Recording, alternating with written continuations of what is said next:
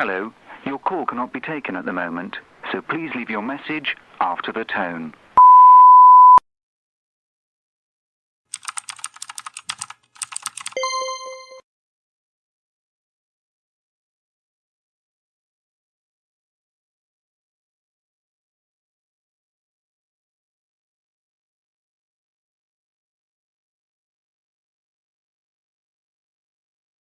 Three, two, one. Where are you? You're over there. I've got absolutely so much stuff to go through tonight about club, about SESKU Models Live, everything to do with club, showing you all the pictures from the last time that we were on air, going through SESKU Models Live and seeing what these guys have been doing as well. Hopefully that's you. And if it's not, go on to Facebook, search up SESKU Models Live, put a join request in, and I'll see if I can get you onto that. It shouldn't be a problem, okay? Got a couple of guests joining me tonight. I've got AD from Sweden. I've got James from Plymouth, and fingers crossed I've got Paul from the Wirral, and maybe Rue might be popping on a little bit later as well. Loads and loads to talk about. I've got my book in front of me, okay? And then after all that, what I want you to do, you can see the banner going across the bottom of your screen, and it says, get your comments in, something like that for James, because tonight we're going to get on to James and see all about James's modelling journey. Okay, so an absolute jam-packed show for you tonight. First thing that we're going to kick off with is James is keeping an eye on the comments. Good evening, Dave. I am, mate. Thank you very much. I am very well. James is going to keep an eye on the comments. My camera angle has changed. It's up there now. I've added another camera. But because James keeps an eye on the comments for us, I've asked him to buy a hotel reception bell, so that when he sees a comment, he can go ding. And has he been and bought one? Has he bloody hell? So what I've done instead is I've made him download a video on YouTube. I said, go to YouTube, James, and type in hotel reception bell. And keep an eye on the comments, because we can see it, obviously, as the admin on the group. And when you see a new comment come on, press play on that YouTube video. Ding! I will know to zip it, which is very rare. And James is going to input with some comments, okay? I better get my glasses on. I am, yes, Dave, I am very, very well indeed. Thank you very much. And Rob as well. Evening all. Good evening, good evening. So, club today. So today is Saturday, the 19th of April. We've done the first quarter of the year. And we're into the middle quarter. Do we call it middle quarter? We're into the second quarter of the year. Meeting number 8 today. 2 meetings a month. 2 in January, 2 in February, 2 in March. That's the first quarter. And 2 in April. So we're on to the second one today. And what a bloody show we had. We had 25 boys and girls in today. I've got some photos and I will scroll up through them in a little while once I've got the guests on. But we'll just do the register. I do this just as a matter of course. It's to get the guys down at club interested and hopefully attending so that they all get the shout outs as promised. So in attendance today, my good self, obviously. I said to George last night, my lad, I said, club it morning, mate. And he went, yeah, Dad. Order me a sandwich, because we get a sandwich running as well. And then this morning, 7:30, like I do on a Saturday on a club morning, George, come on, mate, shouting in front bottom of stairs. I'm just a normal bloke in a normal regular house. George, come on, mate. And all I could hear was, Dad, Butty. I'm trying to decipher what that fucking meant. Right, okay, so then I'm halfway upstairs. George, are you coming, mate? The legs aching, Dad. Butty. Didn't quite catch the back end of it, so let's try again. Back up to the top. George, mate, are you coming? It's club time. I'm not feeling too good, Dad. I'm going to stay in bed, but can you get me my butty and bring it home? Like, what am I? What am I? But because I'm a dad and because I'm a fingers crossed good dad, Of course, that's exactly what I did. So no George today. That were a long explanation, wasn't it, for no George? Mr. Bridge. Mr. Bridge was in early doors as well. Thank you to Ian Clement for opening up. So we've always had one key for the centre, which, as you can imagine, it sort of ties me in. I've got to be there. It's a security key. It's not like a normal door key. It's a security key. And I absolutely begged the centre to get us a spare key. And thankfully, they've come through. And we've given that key to Clem, because he's there before bloody Cockerell gets up. So thanks to Clemmy for opening up. Bob Darcy came in. Bob, nice to see you. And so did young Lewis. Young Lewis not building again today, but I have said, come on, mate. I'll get your finger out. Let's have some building done from you, so I can take some photos of your finished tank. Because young Lewis, we all love young Lewis. He's a great character, great kid, and we like to have him down at the club building. Big Trevin, as usual. Andy Hartup makes a fantastic journey all the way from Morley, and logistically that's 3 buses and 2 trains and an aeroplane and a donkey. So always nice to have Andy in. Dave House in as well, and I've got a special mention for Dave because he's given me something to do. Bill Jones, our William, Bill in today as well with Ange and Mark. Lovely to see Ange. She's had her haircut and it looks absolutely pucker.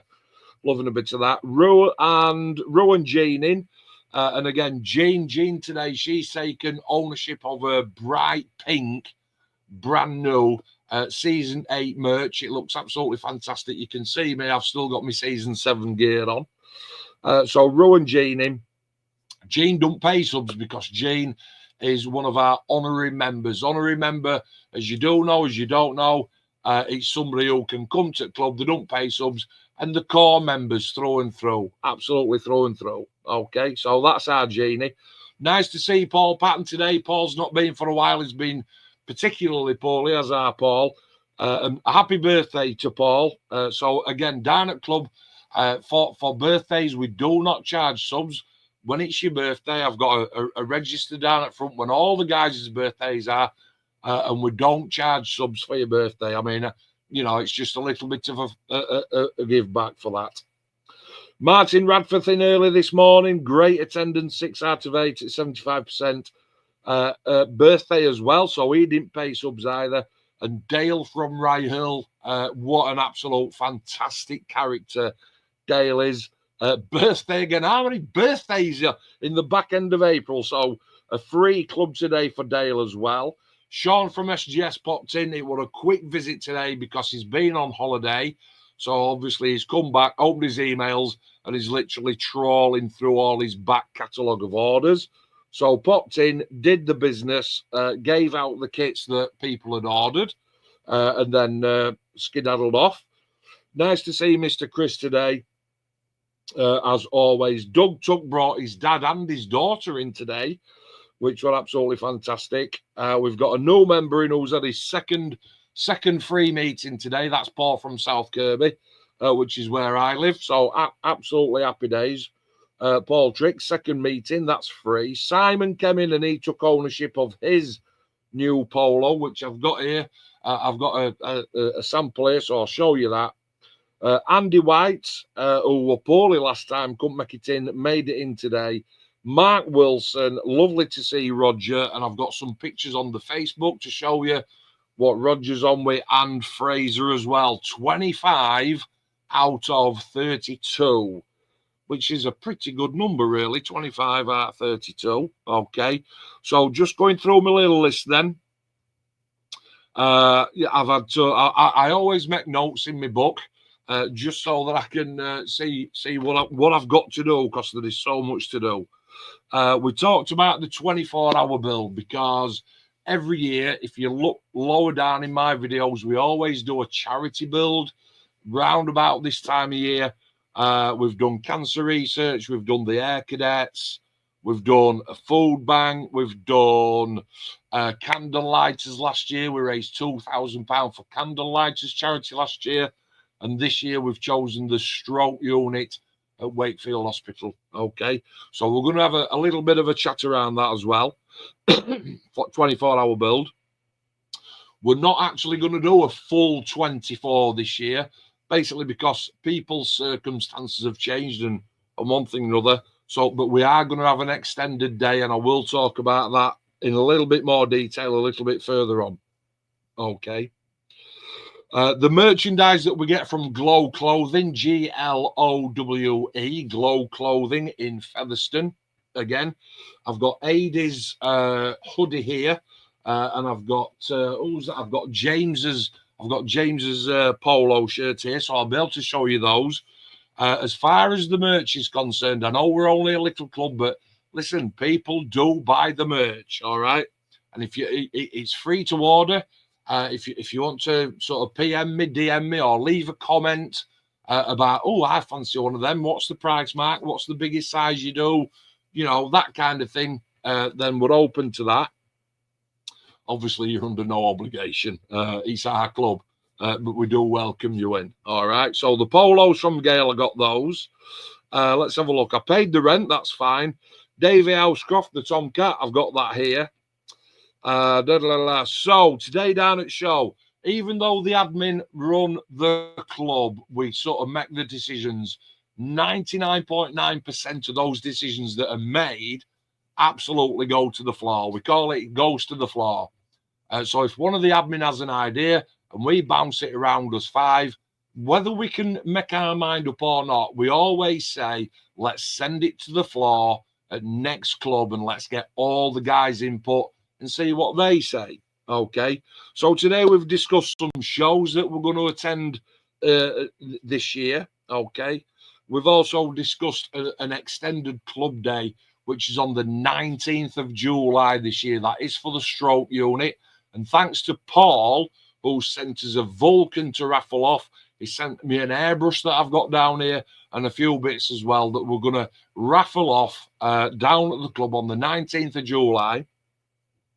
And see if we can get a little bit of money. The reason that we're doing a raffle and not a sealed sort of highest bid kind of thing is because it'll raise more money for the charity. Normal club on 19th of July. It does fall on a normal club day. And then at lunchtime, we're going to do the raffle. And then I think round about mid-afternoon, we're actually going to do a barbecue. So again, I'd sort of like openly invite absolutely everybody and say SESKU and Emsworth Community Scale Model Club, because I know people like John and Sam will watch these videos, and James, obviously my guest, and Paul, etc., etc. Saturday, 19th of July, extended club day from 9 a.m. right through until 10 p.m. We're going to have a normal club day, building raffle prizes to raise money for the stroke unit, and then we're going to have a barbecue as well. Okay. This year we've talked about we're going to visit the wartime experience in Doncaster, and because the club is doing so well, the admin have decided that we are the club. The club is going to pay for any of our bums on seats members to go to that. It's 20 quid a ticket. That's why people pay subs. It pays the rent, it pays the insurance. What do we do with the rest of the money? We treat the members. But again, we put it back to the floor and say, we've got X amount of pounds. What would you like to do for that money? Okay. So the wartime experience at Doncaster, I think that's in August sometime. That's we're going to pay for that. Barbecue covered, raffle covered, charity covered. One of the other things that we've talked about today, I know it's not really that interesting, but we are going to go digital on our subs payments. So we're going to get a card reader as well. Save me carrying a load of cash around. Let's have a little look. So I've already mentioned that. Chat about club merch. I've done that. And again, I will show you in 2 minutes exactly what I'm talking about. Extended club day, 19th of July. Shows, etc. Explore that. The polos I've given out today. I mean, for example, Jean didn't want the grey one. She is the club's first lady, honourable member, and she's gone pretty in pink. And let me tell you, it is very, very pink. Okay, but on the back, the logo, Glow Clothing, Gail, she's done it in white. And it looks absolutely superb. Okay, so she's got that.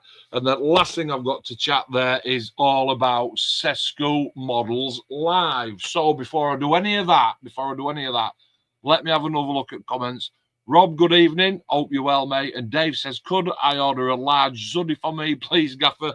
I love it. Do you know what? I'm going to make a note of that in my book. So you'll have to bear with me. So Dave Taylor, if you drop me a DM, Dave, I think you've got me on Facebook, mate. Drop me on, drop me a DM, mate, and I'll chat to you. So, what do we do with the merch? You can see I've got a burgundy one. That's not actually an official top. I do like the burgundy colour though. And we had the 5th year anniversary. Then we had the 7th year. Sort of, you know, as it's rolling on. And now we've gone for, cheers, mate. And now we've gone for the 8th year anniversary because we're 8 years old this year. Can you believe that? 8 years already. So, what our colour of choice is, I choose the colour and I do the design. And you can see that in there's a number 7, whichever way it is, I'm spitting, whichever in a star. But for the year 8s, if you're familiar with the club or SESKU Models Live, you know our logo is a coloured phoenix rising from the ashes. But I'm bearing in mind that year 8, we're not actually that far away from year 10. And year 10, it's got to be absolutely all singing, all dancing. So for year 8, I've toned it down a little bit. And I've actually gone with a black polo. Now, if you can see that, that's the grey monotone phoenix. And underneath that, I don't know if you can see it, but it actually says Plymouth Chapter. So anybody that orders one that isn't in club, you can add a little bit of uniqueness to it. So Dave, if you're in Warrington, for example, if you want Warrington Chapter underneath your Phoenix, mate, you can do. If you just want a normal, regular one, we'll chat about that. Okay. The black polo, beautiful cotton. It's absolutely gorgeous. It's got panels on the inside. It's got a little bit of detail on the collar as well. I'll just show you that. Maybe the light's not going to pick it up. It's got a little bit of detail on there as well. And they're stunning. The reason that we change it up every now and again is, let's be fair, a good polo shirt might last you how long? 2 years. Depends on how much weight you put on. Do you know what I mean? How much Lurpak and white bread you eat, like me. So obviously you might wash it, you know, 10, 20, 30 times and the do deteriorate over time. But the clothing that Gail gets us from Glow Clothing, I've still got merch, the original merch that is now 8 years old. And it's still as good today as what it was 8 years ago because she only buys quality. All right. And then the Zuddy, that's the Zuddy. And if I just show you that underneath there, I don't know again if you can see it, it says Swedish Chapter. Obviously, it's going to be back to front with the monotone Phoenix on. And that is for AD, who's going to join us in 30 seconds. So, I'm out of puff. So, job one, I'm going to put my camera back now. Where's my bloody mouse gone? Oh, it's there, look. I'm going to put my camera back onto a front-facing camera because I'm pretty aware that you're over there. Okay. So I'm going to stick it on this one, which is there. Hi up, everybody. Hope you're well. Hope you're well. And I'm going to introduce first guest because they've been waiting patiently in the back. Let's get my co-host on first. Okay. And that is Mr. James Grosier. Good evening, James. Are you well? Good evening, Gaffer. Good evening. Where's your Zuddy? Being cleaned, mate. What, dry cleaner? No, it was in the wash. It's Unbelievable. Unbelievable. I can get it out if you want, but no, I'm not going to. No, I'm not going to. No. So, in fact, do you know what? I'm going to change my camera because I don't like that one. So you've already got. Hang on. He's going for it. I'll tell you what. While he goes, that's a better camera. I'll tell you what. While he goes for it, let's get. I've got 2 screens open. Let's get my mate Aid on. Good evening, Aid. Are you well? Good evening, mate. Yes, very good, thank you. Evening, everybody in the chat. Thank you very much. Sound as a pound. So you've seen, obviously, I've got your Zuddy here, mate. Yes, mate. Looking forward to getting that. Absolutely. That's going all the way over to Sweden. So go and get on Adie's back. Do you know what? As daft as it sounds, and I am open and honest, you know. Adie said to me a couple of weeks since, he said, "Do you think I ought to have a Zuddy mark?" And I went, "What for?" He went, "Well, when we're on chat, you know, we'll all be dressed same." And I says, "Mate, bloody hell, you're not under any pressure. No pressure. Look at this. You're not under any pressure to buy one. Just because you come on chat." He's like, no, go on. I'm going to get one. I says, yeah, absolutely, you can if you want. So let me just drag James into the middle. James, look at that. Happy days. And yeah, go on. Yeah, mate. Happy days. Yeah, it's cool. So I'm sat here saying, where's your chuffing grey hoodie? And I've got my burgundy one on from last year. I do apologise. Sorry, mate. You're going to be sweating your bullocks off in that in your shed with that on. Yeah. Have you got your gas fire on, dude? What you like? So yeah, I keep looking up there now, and I've just remembered that my camera's up here. So merch is available. It's a black cotton inlaid sort of polo. Oh, you want to know prices? Now then, let me just think. The polo shirts are 20 quid, which is and do you know what as well? It's embroidered, James, isn't it? It's not that iron. Yeah, there's nothing. There's no. It's not an iron on or anything. It's not ironed on. It's not going to come off. Wash that, you know. It's embroidered on. And the Zuddy, go on. He's taking it off. He's going to show you the back now. And the Zuddy. I'll show you the inside. 40 quid. The 40 quid for a Zuddy. Come on, sort yourself out, lad. That's the inside. Yeah, that's the inside, obviously. So it is embroidered. And there you go. That's the outside. Hold it up to the camera, dude. Happy days. That's lovely. So there you go. And that Spitfire is embroidered on. And the club logo, the club name is embroidered on as well. Lasts for absolutely years. Comfortable, James. What's the material like? Lovely, mate. It's lovely and warm. It is lovely. You know what they are warm? Yeah, it's really nice. Yeah, they are warm. It's really funny, you know, because I've always I'm 54, and I've always liked the sort of pullover hoodie, if you will, with the pocket that goes all the way through. But our lass says to me when I was designing this one, she says, "Why don't you go for a zip-up one, Mark?" And I went, "I'm not a big fan. What? Yeah, I like the one with the pocket that goes all the way through." And she says, "Yeah, the one that makes you look really, really fat." So I went with Zuddy this time. Yeah. Do you know what? I'll tell you what. When you've got one of these on, James, right, and you put your wallet in, and your phone, and your backy pouch. Not everybody does that. And a can of Guinness, and you know your lass's handbag, and everything else. Lads chuffing scarf, Barnsley scarf, and everything. You end up here, man. So I've gone for twin pocket Zuddy this time. That is an excuse, though, isn't it?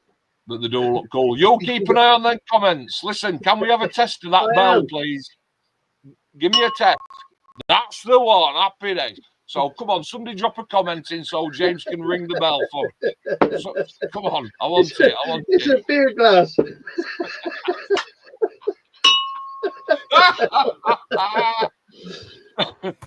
You tight-fisted bugger. The bloody phone keeps going off, mate. It's just crap. Keeps going off. I love it. Yeah, it's bloody crap. So turn it off. Right, what we need, come on. I need somebody to just drop a comment in here. You get ready. You'll get ready. Come on, somebody drop a comment in here. Somebody ping that bell. Come on, Dave. Come on, pull your finger out, mate. Come on. I'm not moving now till we get another comment. Come on. It's not happening, is it? It's not happening. No, there we go. There we go. Yay! Happy day. Good evening, Dave. Ring the bell. Ring the bell, Rob. Right, I'll check that out on my phone a little bit later on, Flower. Thank you very much.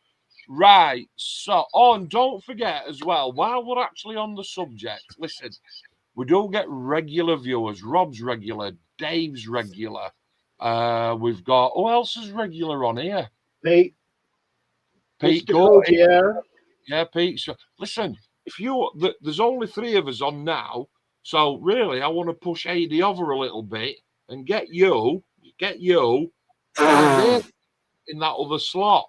Yeah. Okay, all you need to have is one of them.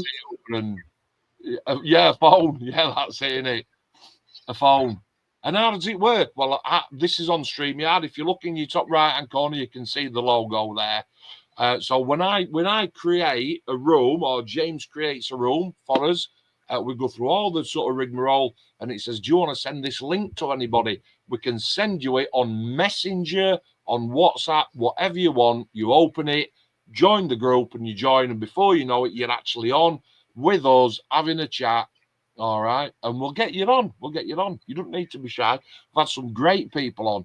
We've had John Stone, John Wisner, Rue normally comes on, Young Lewis. We've had loads on. So don't be shy. Get on to SESKU Models Live and say, next time you're on, Mark, send me a link, mate, and I'll come on. Okay. Right. I am proper out of puff. So I've covered club. I've done register. So the next one, club. Let's go through club. So what I'm going to do for you now is I'm going to share my screen. Okay.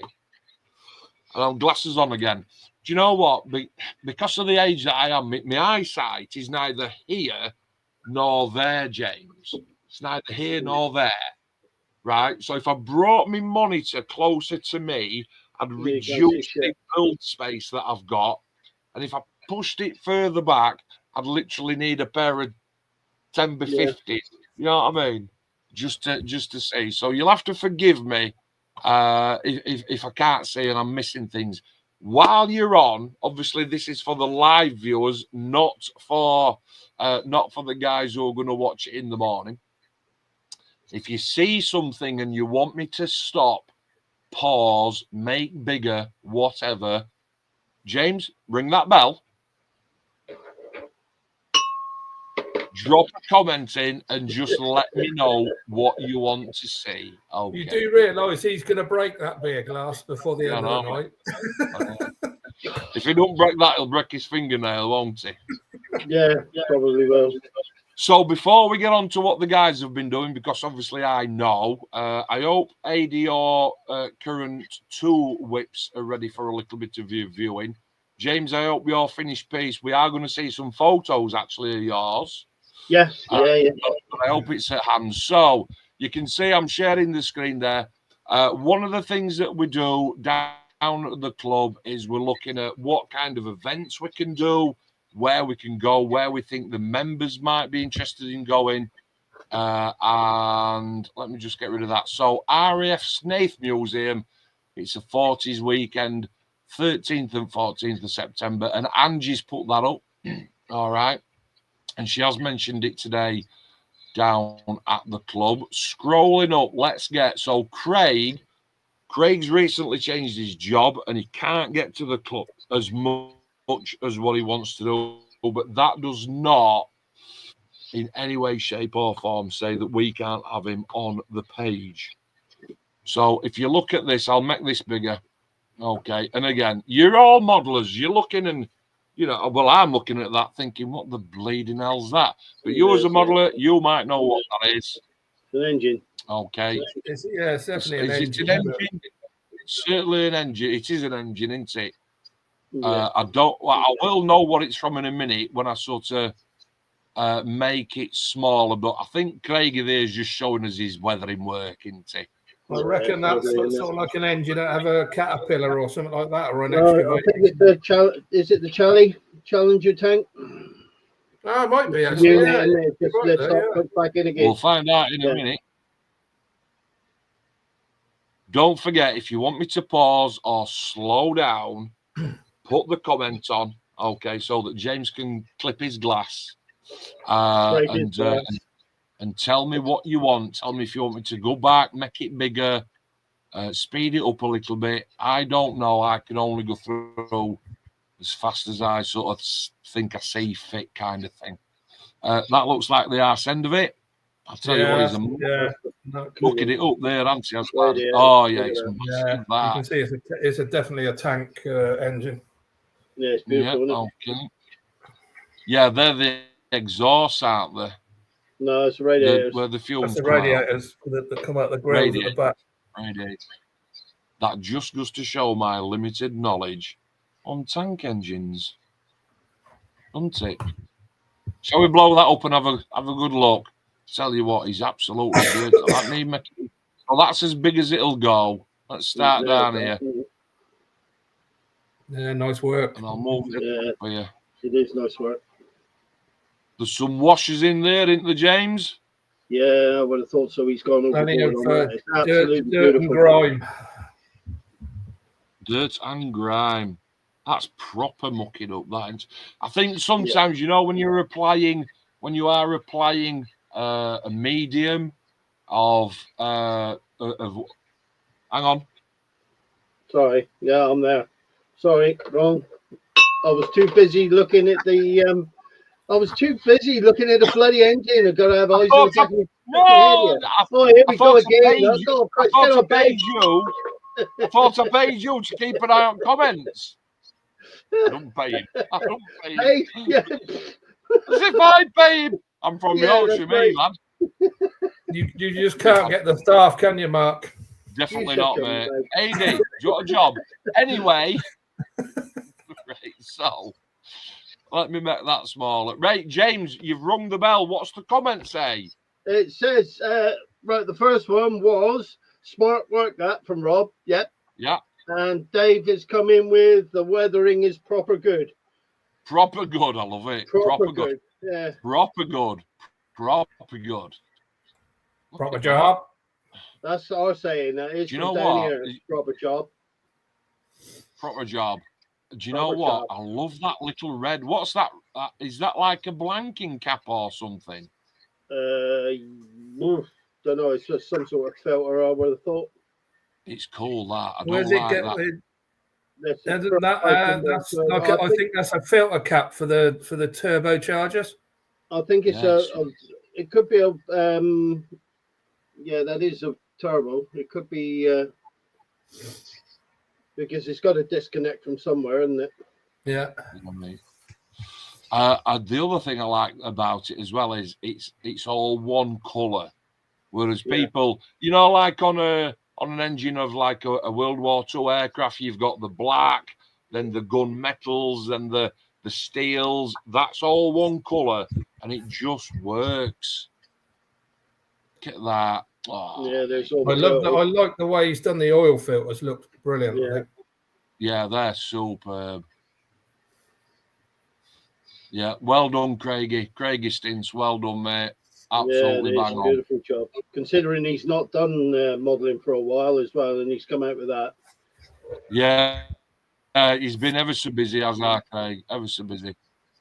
So, in fact, I'm shooting on. It's actually a 1 in 16 Challenger 2 power pack. A bit scruffy looking. Not scruffy looking, mate. You've absolutely nailed that. Yeah. But that's what it is, 1/16 Challenger 2. That's a big old lump. Next to post up was Andy Hartup. Go on, Ed. That's a big old lump of 1/16 as well. Yeah. Yeah, it is, mate. Yeah, he's done well, though, hasn't he? So, I'll tell you what, this time, instead of looking at pictures, we'll read the bloody description. Andy Hartup. Andy says the main chassis of the Leopold is now done just to paint the bugger and barrel to stay movable, as I don't think it will be transported with it in. Good evening, Paul. Good evening, Paul. Hello, good mate. evening, everybody. How you doing, Good Paul? evening, everybody. Let's have a click on photos, then make them. We're just having a flick through, Paul, and seeing what people are building down at club. There's a gun to go in there, isn't there? Yeah, just a little one. Barrel, isn't he? That's Just a a little big one. old lump. I've always Detail. fancied building this, but I've always thought I ain't got nowhere to put this when it's finished. Oh, Dave James. Taylor, good evening, Paul. Evening, Dave. Yeah. Right. We've got James on the bell tonight, Paul, for keeping an eye on the comments, mate. All right, okay. Yeah, you're doing a very good job either. He's not, to be fair. No. Yeah, thanks, mate. Like everything fucking does, isn't it? Oh, cheers. All the confidence. Proper amateur hour, Paul. Yeah, that's about right as well. The proper Yorkshireman. Fraser's been selling some kits now. So here we go. Let's make that big. Yeah, no, it's not a bad one now. How's that? It's a beast, isn't it? You still got yours, James? Beast. Say again. You still got yours? Yeah, I've still got mine, yeah. What scale's that in? Is that 1/35? 35th, yeah. Yeah. It is massive. I've always fancied doing it, but I've always thought, well, I ain't got nowhere to put it. No. Yeah. Is it still for sale, James, yours? Say again, mate. Is yours still for sale? Is what? Yeah. Did you take Clara?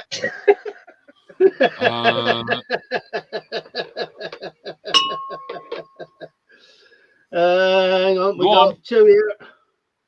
Lord Luca, might. Do you know who that is? Do you know who that is? So need some reinforced bits.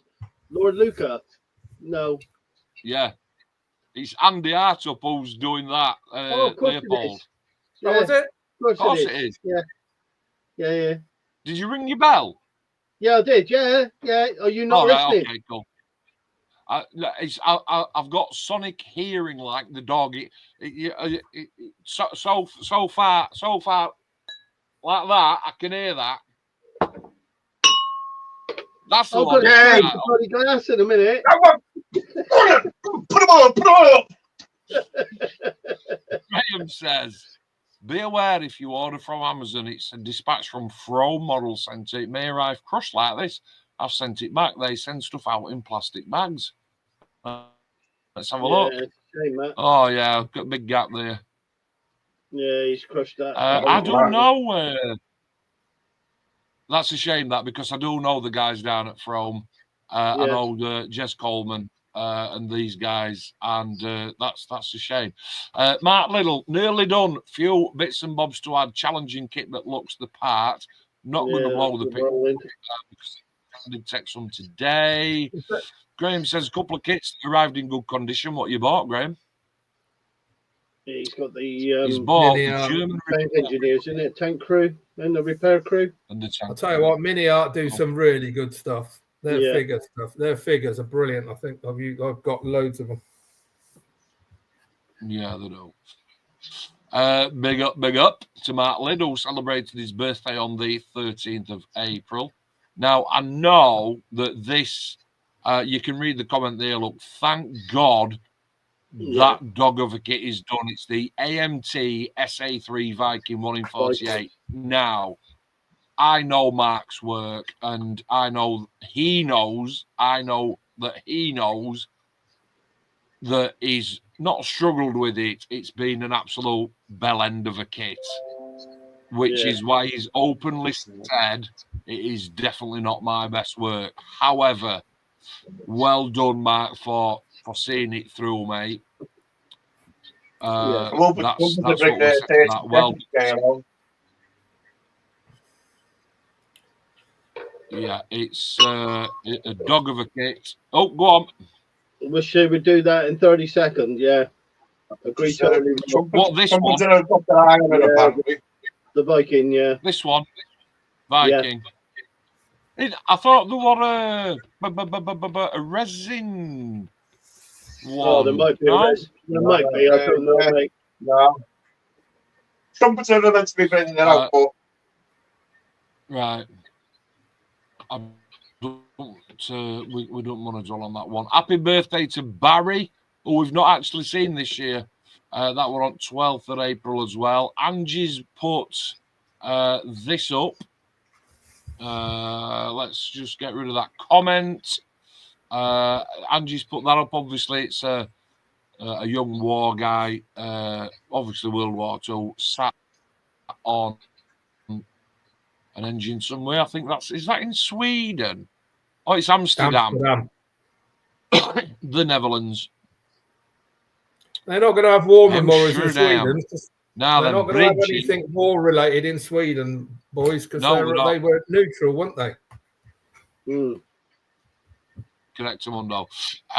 Bridgie, for last, I would dare say, 18 months at least, has been building downstairs in his living room while telly's on.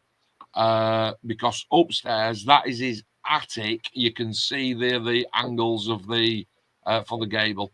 So he's had a little bit of a tidy up as Bridgie, and I think his comment was, what were his comments? Back to being tidy-ish. Okay, still better than nothing. Better than nothing. What's this? Graham again. Yeah. Let's give this one a go. What's he building? Stug 3. Stug 3. I mean, that's when we had the club when we knew no, we had the Stug 4. That's his baby brother, that is. That's a shake and bake, surely. Yeah. Yeah, definitely. Go for it, Peggy. Graham. Hello. Oh, go on. Hello. Yes. Hello. Good evening. Graham now lives. He lives down by you, I think, James. Graham. What? Yeah, Graham Croydon. Right. So originally, Graham Croydon, originally from Rotherham, which is in South Yorkshire, and we're in West Yorkshire, and moved to where did it go? Not Cornwall. He moved down south, but because he's from Rotherham, and he said, "Mark, can I join you? Can I join your group? If I live there, I'll be there every day." I said, "Yeah, of course you can, mate." And he's building. Look at the box art. Thunderbirds. Yeah. Thunderbird 4, that one. So what's the one that's? Is that Thunderbird 1? Thunderbird 1 was the one in front. Thunderbird 1 there built, and that's probably Thunderbird 4 in the box. That's Thunderbird. Yeah. That's the little yellow one. That's Thunderbird 1. That's the one that goes in the pod for Thunderbird 2, doesn't it? Yeah. Now, we've had a little chat today down at club about Revel kits being shit. Oh, yeah. That's the old Italieri, which was the old SESKU kit. I'll tell you what, though, James, that's 41 centimetres long. Mate, it's fucking huge. That's big. Yeah, that's the scale of your bike, mate. 1/9. Yeah, it is. So what was the discussion about the Revel kits being shit at the club then, Mark? Well, they're not. Because they're not. I mean, we were talking about it. Was it last night or the other night? Because I'll tell you what. Wait while I show you what. Yeah, well, somebody mentioned it. Wait while I show you what Martin Radford's brought in today. Right. So who's that? That's Michael. Michael Harper. Michael is the guy who we went and did a show with earlier this year in 2 villages across at Brampton Beerlow. Roger has been at club today, and he says, what's Roger say? He says, I'm going to have a go at something big. Yeah. How big, Rog? That's a 1 in 14 scale RC tractor truck. Yeah, now I've seen a picture of that. I've seen a picture. My arms literally cannot go wide enough. Plus, I know he won't mind me saying, Roger has been extremely poorly, right? And has to have injections straight into his eyeball. Oh. Ouch. Now, even when I think about that, my makes your knackers eyes go. water. Yeah, I was just going to say, my fucking bollocks have just disappeared up into my body. You know. Yes, mate. Roger's been very. Yeah, I'm not going to say cancer because I don't want to wish worst on lad. Lad, he's about 70-year-old. But yeah, he's been very, very poorly and has to have injections direct into his eyeball. Well, that's fucking horrible. I'm not sure what size the cutting mat is, but that's the chassis. Well, it's not the cutting mat you got to worry about. It's the table. Well, that's a monster, isn't it? Yeah, it is. Yeah. Is that an RC truck? Yeah. Yeah, that's yes. Tommy one, isn't it? I'll tell you what, that's a fair few Big quid old there. piece. They're not cheap. They're That's not a fair cheap. investment, that. Ping, ping. Happy Easter. Go for it, painting. Thank you. Hey, happy Easter. All right, Lee. Happy Easter, mate. Marky Bridge says the hull is now done. The steering gear and the dive plane's deck fitted on the Revel 1 in 72 U-boat type 567C. Look at the detail on that. Yeah, that's the one that I. That's a right mouthful. That's the one that I did a few weeks ago. Won our club competition with. Look at the detail on it. Yeah, beautiful kit. Don't forget, really, really well. Don't forget, if you want me to slow down, zoom in, speed up, go back, let me know in the comments. I need to know in the comments. Yeah. Okay. If you go into Mark, if you go into the comments on there, I've had a little yap with Mr. Bridge today about that. Oh yeah. Okay. You can see, 2 minutes ago when I showed you a picture of his attic.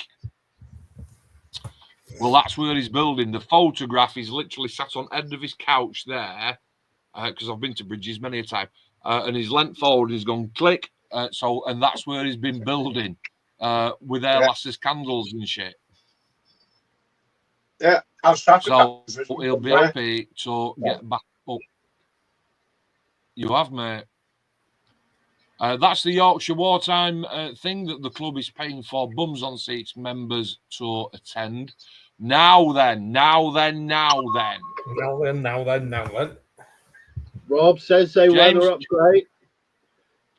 They do weather up great, Rob. You're right. Rob says what? They weather up great. Yeah, the subs, little, James? Yes. Come on, James. Talk us through. Oh, this is my Revel 132nd F4G Phantom. And proudest punch with this one. You should be. Really beautiful. It went together really well. It's taken me about 9 months to do this, on and off. But yeah, with a little help from Mark and Paul and Aid, I think we were all because I've not built an aircraft in over 20 years. So, and funnily enough, the last aircraft kit I built was a Phantom in this scale, 32nd. And what an absolute beauty it is. Mate, I'm really pleased with this. You should be as well. You should be. Thank you, Dave. Thank you very much, mate. Stunning Phantom, that. Well done, James. Thank you, mate. You know, at the end of this live stream, when we obviously say good evening, good night to all the people who are. What's the cockpit like in the Phantom, Rob? Scarce. Thankfully watching. And I said to James, I can't believe you sat ringing that fucking bell all night, you Doyle. As what, James? Not bad. It was your idea, Mark. Yeah, it was. I'm going to stop in a minute. No, don't stop. I'll break a glass, and I don't want to do that. This is like 4. Yeah, the cockpit in it, mate, is scarce, but for the price you pay, it's here we go again, Rob. It needs a set then. Yeah, you can put a set in it. No, Mark did with his. I think you put the Red Fox set in, didn't you, Mark? Yes. No, yes. Yes, I did. I've gone too far. Right, okay, back to me. Mark Lids says, special hobby, 1 in 32, Westland Whirlwind, MRP paint as usual. Limited run kit, I believe, so more work involved than usual. Let's have a little look. Now, Mark's taking these pictures. I have taken some pictures of this down at the club today. I'm certainly not going to piss on Mark's chips. However, when I take a picture, I always make sure I get alt winging. Marky Mark. You know what I mean? Look at that cockpit. So, what you're talking about, you cheeky get that bit there. So nice cockpit. Nice cockpit. Yeah. I love it. His antenna wire is absolutely spot on. His paints are bang on. Yeah, beautiful. Really nice build of the aircraft doesn't really do it for me, but that's a really nice build. Yeah, it's a whirlwind. I've seen it in flesh today, Aid. It's stunning, mate. I'll bet. It's stunning. That one, though, you can tell that's the clip wing version. And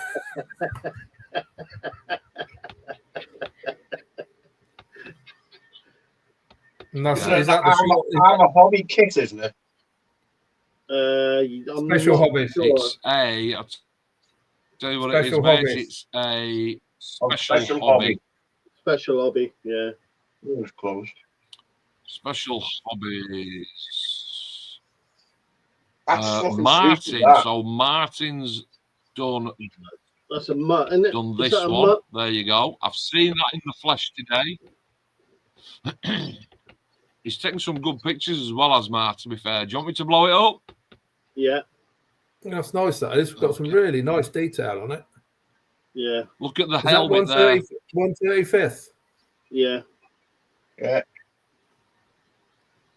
Yeah, that's nice. You like that? Yeah, it's different, isn't it? It's yeah. Got a nice 50 cal in the back there, look. Nice 50 cal. Nice water bottle. Yeah, nice detail. Really nice detail on that. Yeah. Don't forget, if you want me to zoom in, zoom out, go back, slow down. Very nice. It's Dave Taylor. I like the way he's got the tip of the exhaust or the umbilical at the back. Really sort of rusted. Yeah, it's all rusted up there. What, in there? Yeah, no, at the top. On the top. Oh, there. Yeah, that's really good. Really, he's got the actual steel parts. Attention to detail. Yeah, Boys exactly. and girls, attention to detail. Super. Okay, moving on. Right, so I've changed the group banner picture today to that. Now, obviously, ordinarily you would say, what the bleeding hell's that? Somebody say it then. What the fucking hell's that? We most of us that's the one. Cheers, mate. Cheers. That's now the club banner, and I will get to it in a couple of minutes' time. Look at these two dozy gets. Yeah. Well, Bill getting a bit rowdy there. Yeah, having a laugh. No, I'll tell you what. Yes. Don't you worry about that. Now then, I'm going to share this one. This is a memory from today, Paul. Today, last year, mate. This was that's going to stop the pills, isn't it? Yeah, mate. So yeah, we went out for the meal, wasn't it? Yeah, we certainly did. Down at club, like I said, members pay subs. It's not only a modelling club; it's also a very sociable. It's also a very sociable club.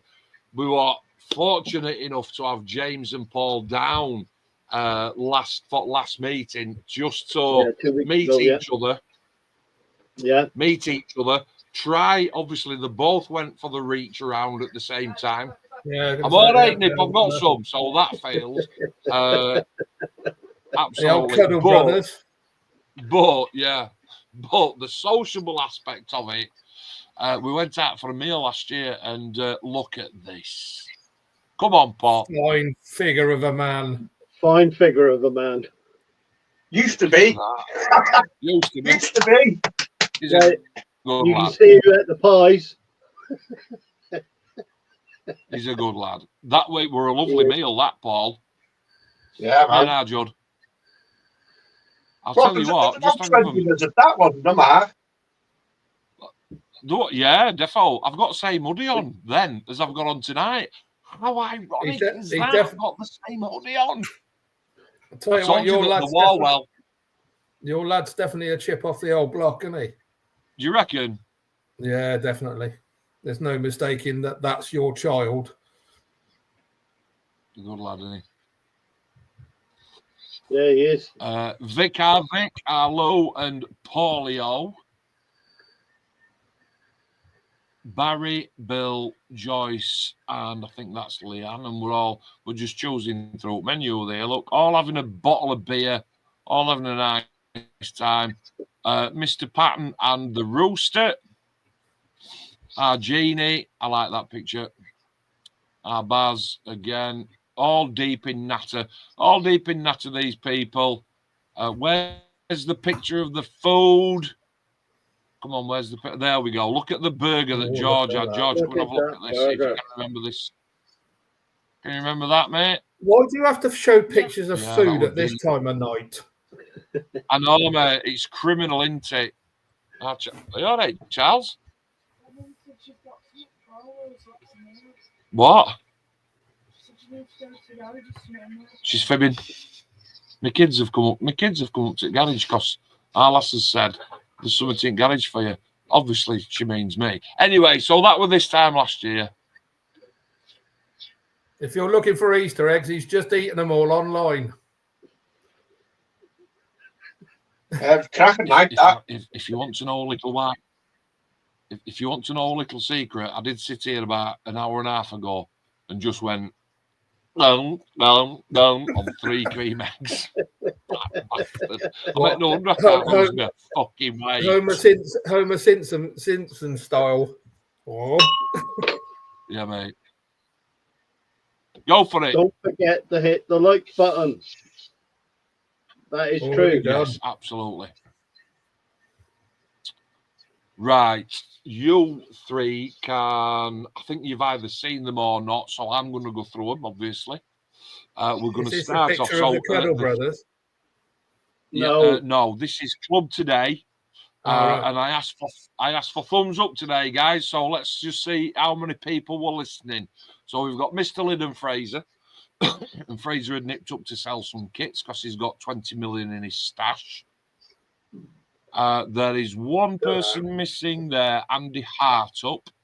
But that's the rest of the gang. And you can see Mark's brought his Westland in there. And there's a couple of figures in a big truck. That's Rogers that I'd missed. I did not get a picture of that. Bill and Dave, give me a thumbs up, lads. Charming. Ian, Clem, and Dave, give me a thumbs up, lads. Ian obviously holding his thumbs down on purpose. And Dave just not participating either. Here we go. Martin. Hey, good old Mark. Mr. Martin Radford. Give us a thumbs up, Mark. Martin Rad. Mark Wilson, one of our figure painters. What's Yay! Another thumbs up. Another thumbs up. In fact, let me just... We like thumbs up, don't we? We do. Martin, if you look at Martin's got club attire on there, and that is from year 3. Oh, is it, Mark? It is. Oh, bloody hell, it does. That wears well done. Can you hear me? He's talking to himself again, isn't he? What? Do you know what I mean? I'm supposed to be like the anchor of the show. I'm supposed to be the anchor of the show, and this is what you get. Nobody listens to Is it year 3, Mark? It's year 3, that. It's year 3. Is it really year 3, Mark? Hey, that worked well, doesn't it? You set of twats. Right. Marky Wilson. Mark, can you go? Can you go back? Mark, what year's that T-shirt? 5. Can you go back? Is that year 3? That's year 3. That's worn well. Now, if you look, the Phoenix there is blue. Yeah. I'm just saying. Mark's got year 5. So Mark's got, listen to me selling the club stuff now. Mark's got year 5 breathable summer round neck T-shirt on. Not a polo, round neck, breathable. It's that Gore-Tex material. Underneath the armpits. Yes, mate. That's Dougie's daughter. Mr. Chris and Paul, the new starter, who's had his second meeting today. Can we have a thumbs up, please? Yay! Roger. Yay! Roger the Dodge. Who's he with? Doug Tuck. Doug Tuck. Yeah. Now, Roger, he looks like somebody out of one of them like short videos that I keep finding on my Facebook, like, you know, algorithmic thing that always shows like a homeless person that helps somebody. Roger, bless him. I love him to bits. I love him. Now, Roger, what's Roger wearing? That's a year 5. Is that a year 5? That's the year 5 anniversary special embroidered polo. So who's playing Operation in the background then? I think that's just the magnet. Where? Oh, there. Yeah. I don't know, mate. I don't know. Doug Tuck. That's Doug Tuck's dad. Disappointingly not in club gear. Right. So, do you know what? These two, when they sit together, Rue and Andy are just an absolute pair of gems. Hey, Mark, didn't Andy, when we had the presentation even, didn't Andy won absolutely shit loads of gear in the raffle, didn't he? I think so, mate. Oh, that's the one who won. Yeah. Paul Pat. Nice to have Paul back in today. Have we got a thumbs up? No. Well, Rose gave me another thumbs up. And I think Paul, for want of a better word, is half cocked. There, look. He's half cocked. Now then, what's Rue got on his head, James? He's got the cap. Yeah, the SESKU cap. I would say that's the 5-year one as well, because he's got a 5-year T-shirt on, and knowing Rue, he matches. He's probably got the SESKU Y fronts on as well. Club member through and through. Club member through and through, lad. Have the Y fronts got Mark? Have the Y fronts got an embroidered skid mark in the back of them? No, you don't want to go there. Yeah, so the Spitfire is sideways on, and it goes all the way underneath the gusset, and the exhaust. Gusset. Fucking hate that word. I hate that word, gusset. We've got, right, Simon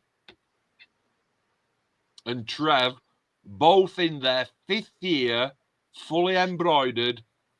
I'm sure, yeah. Bob from Donny, Bob Das.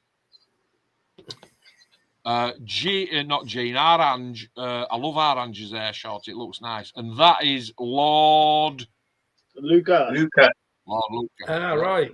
That's the man himself. That's the man himself. And back to what Fraser's sort of like looking at his thumb as if he's cut it. And he's like that. He's examining his thumb. He's not even just about to put it in his mouth or something. Yeah, he's probably pulled it out of Mark's crack. He looks like he's wanted to live with his thumb. Yeah, mate. So this is the Jeep that I posted 2 minutes ago from Martin. I'll flick through these. These are the photos that I took. And again, if you want to comment or say slow down or blow it up or go back, Mark, drop a comment in. Otherwise, I'm just going to flick through them. Now, earlier on when I said that Martin Rad had brought in a couple of models. That one. What scale is that? 144 or 144? Yeah, 144. Yeah, 1144. I'll tell you that 109 is fucking brilliant for that scale. Yeah. You're both wrong. You're both wrong. Why? 156. No, that lighter, right, is 8 foot tall. Ah.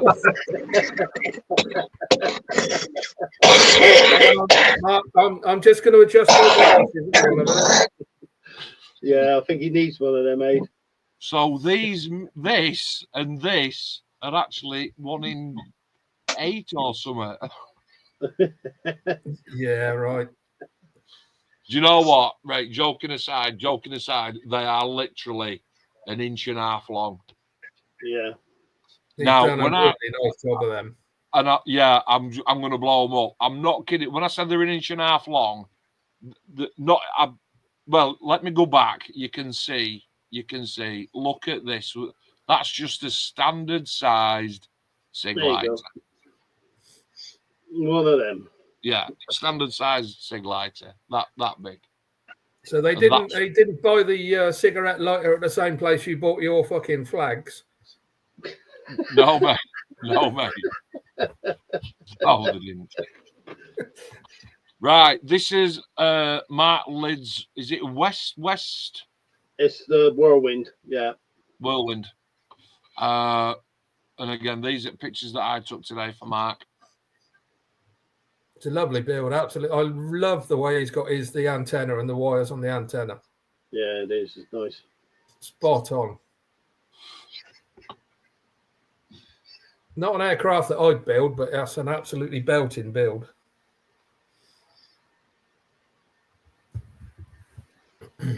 Yeah.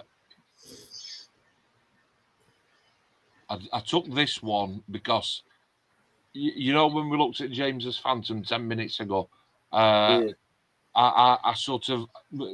said to James, take some photos of your Phantom, but then please send them to me so I can clean them up and edit them. Yeah. And I gave him some advice on what to take. And this is the advice that I asked James to do. Just from that back quarter, it's a lovely shot on an aircraft, but I just wanted to show you that little piece there. Yeah, the checkered piece, yeah. The checkered piece, I mean, fucking hell, Mark. Is that masked and sprayed, or is that decaled? I don't know. I would say that's a decal. Do you know what? I didn't ask him, Aid. I didn't ask him, but it really even if it's does a decal, look. that's still a belting job. Yeah, it is, mate, isn't it? And he's used MRP, and you can tell because the finish on it is like it's like silk. That's a nice shot. I do like to get, and I said to James, I do like to get a proper upward shot. I've got one of my Zundap in that particular style with lots and lots of shots. Yeah, you remember when I did that tank diorama, I took a few pictures from underneath and upwards and got... Yes, mate. It does make a big difference.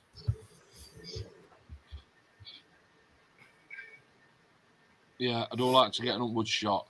Now, then we're on to Andy White. Andy White. Yeah, that's that. Who was poorly.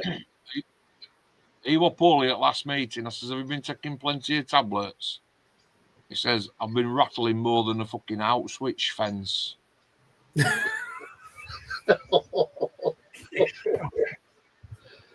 oh dear, oh dear. What do you think to that? Nice, really nice. And that's not very big either, is it? Yeah, I was going to say it's about 2 inches, inch and a half. Cracking weathering he's got done on that.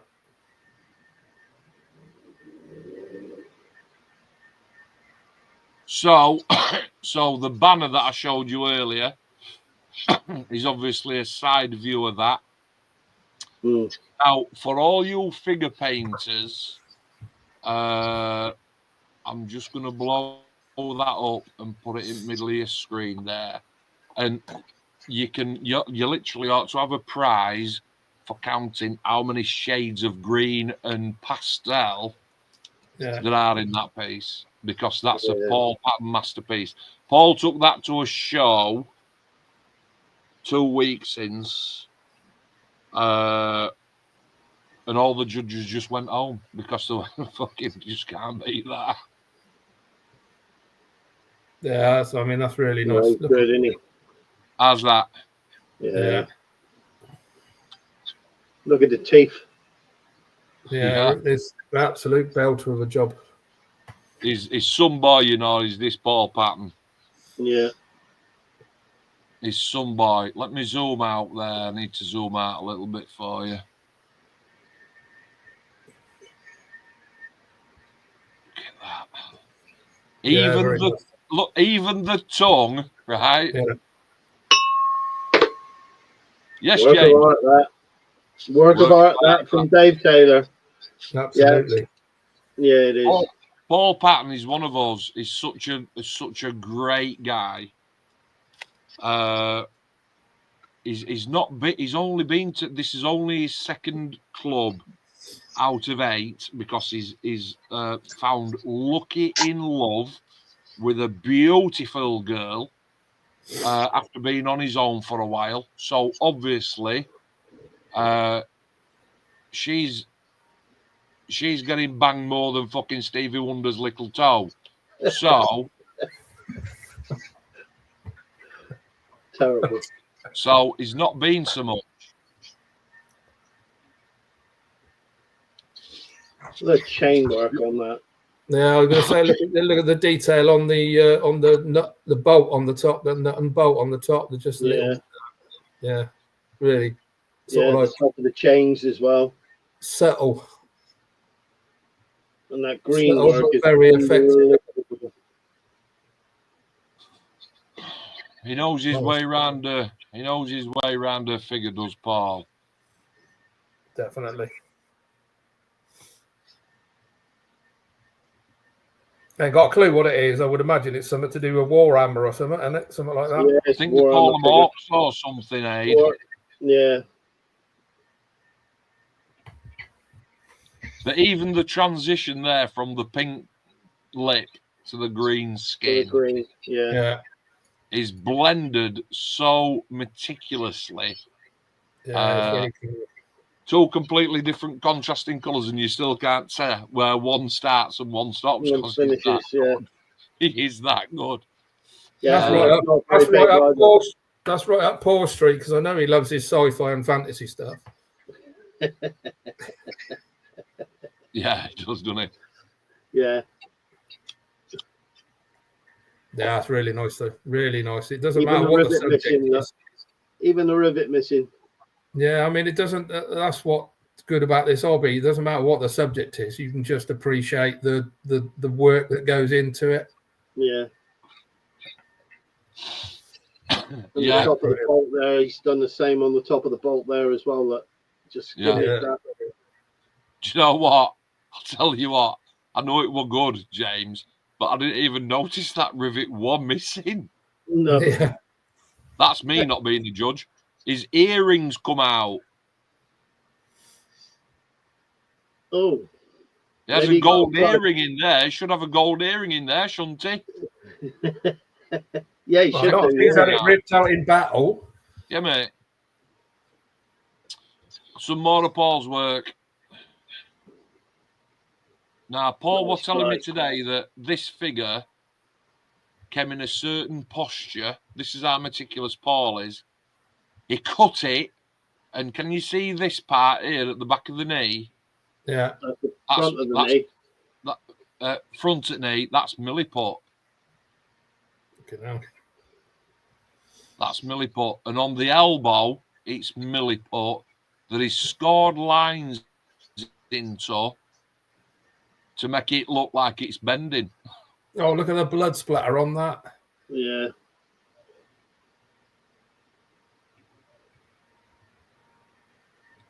Very nice. Really nice.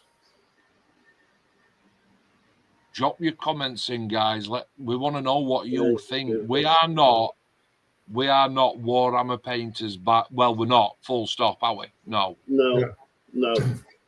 And we want to know what you think. All these scores and scratches, they are done with a 10-0 size brush, and they're actually painted on all the scratches.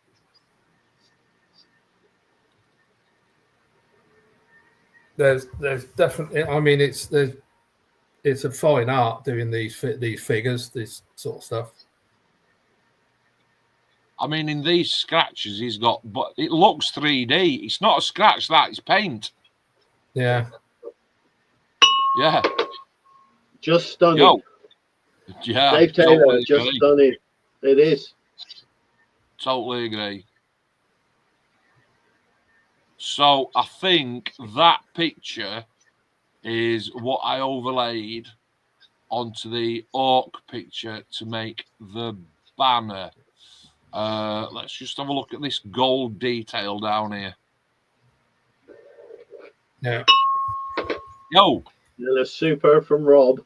Yeah, mate. I'll tell you what, I'm going to be, by the end of the night, I'm going to be sticking that fucking beer glass up his ass.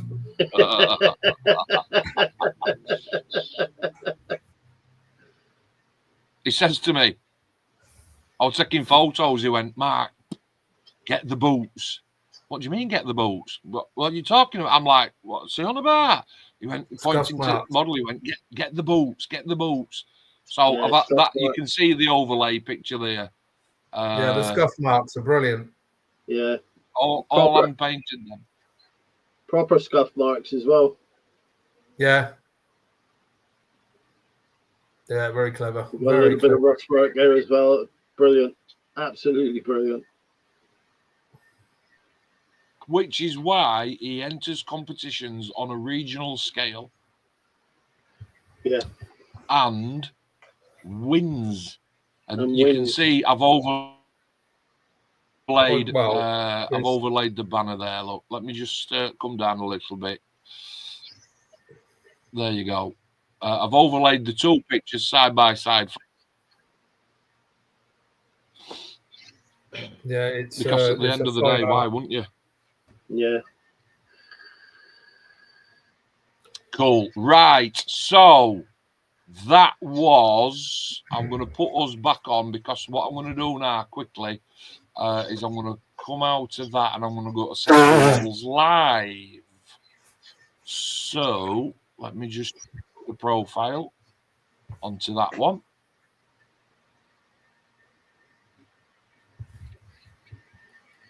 If it will, and it will. Da, da, da, da, da. Where's my home button now? Is it to see your profile? That one. There we go. Right, so I'll go back to sharing my screen, which is us four getting tucked up into a corner. And for SESKU Models Live. So what is SESKU Models Live? So again, there's a couple of guys that's on it. SESKU and Emsworth Community Scale Model Club is for bums on seats members. We're a closed group. But we had so many people that were saying, can I join? Can I join?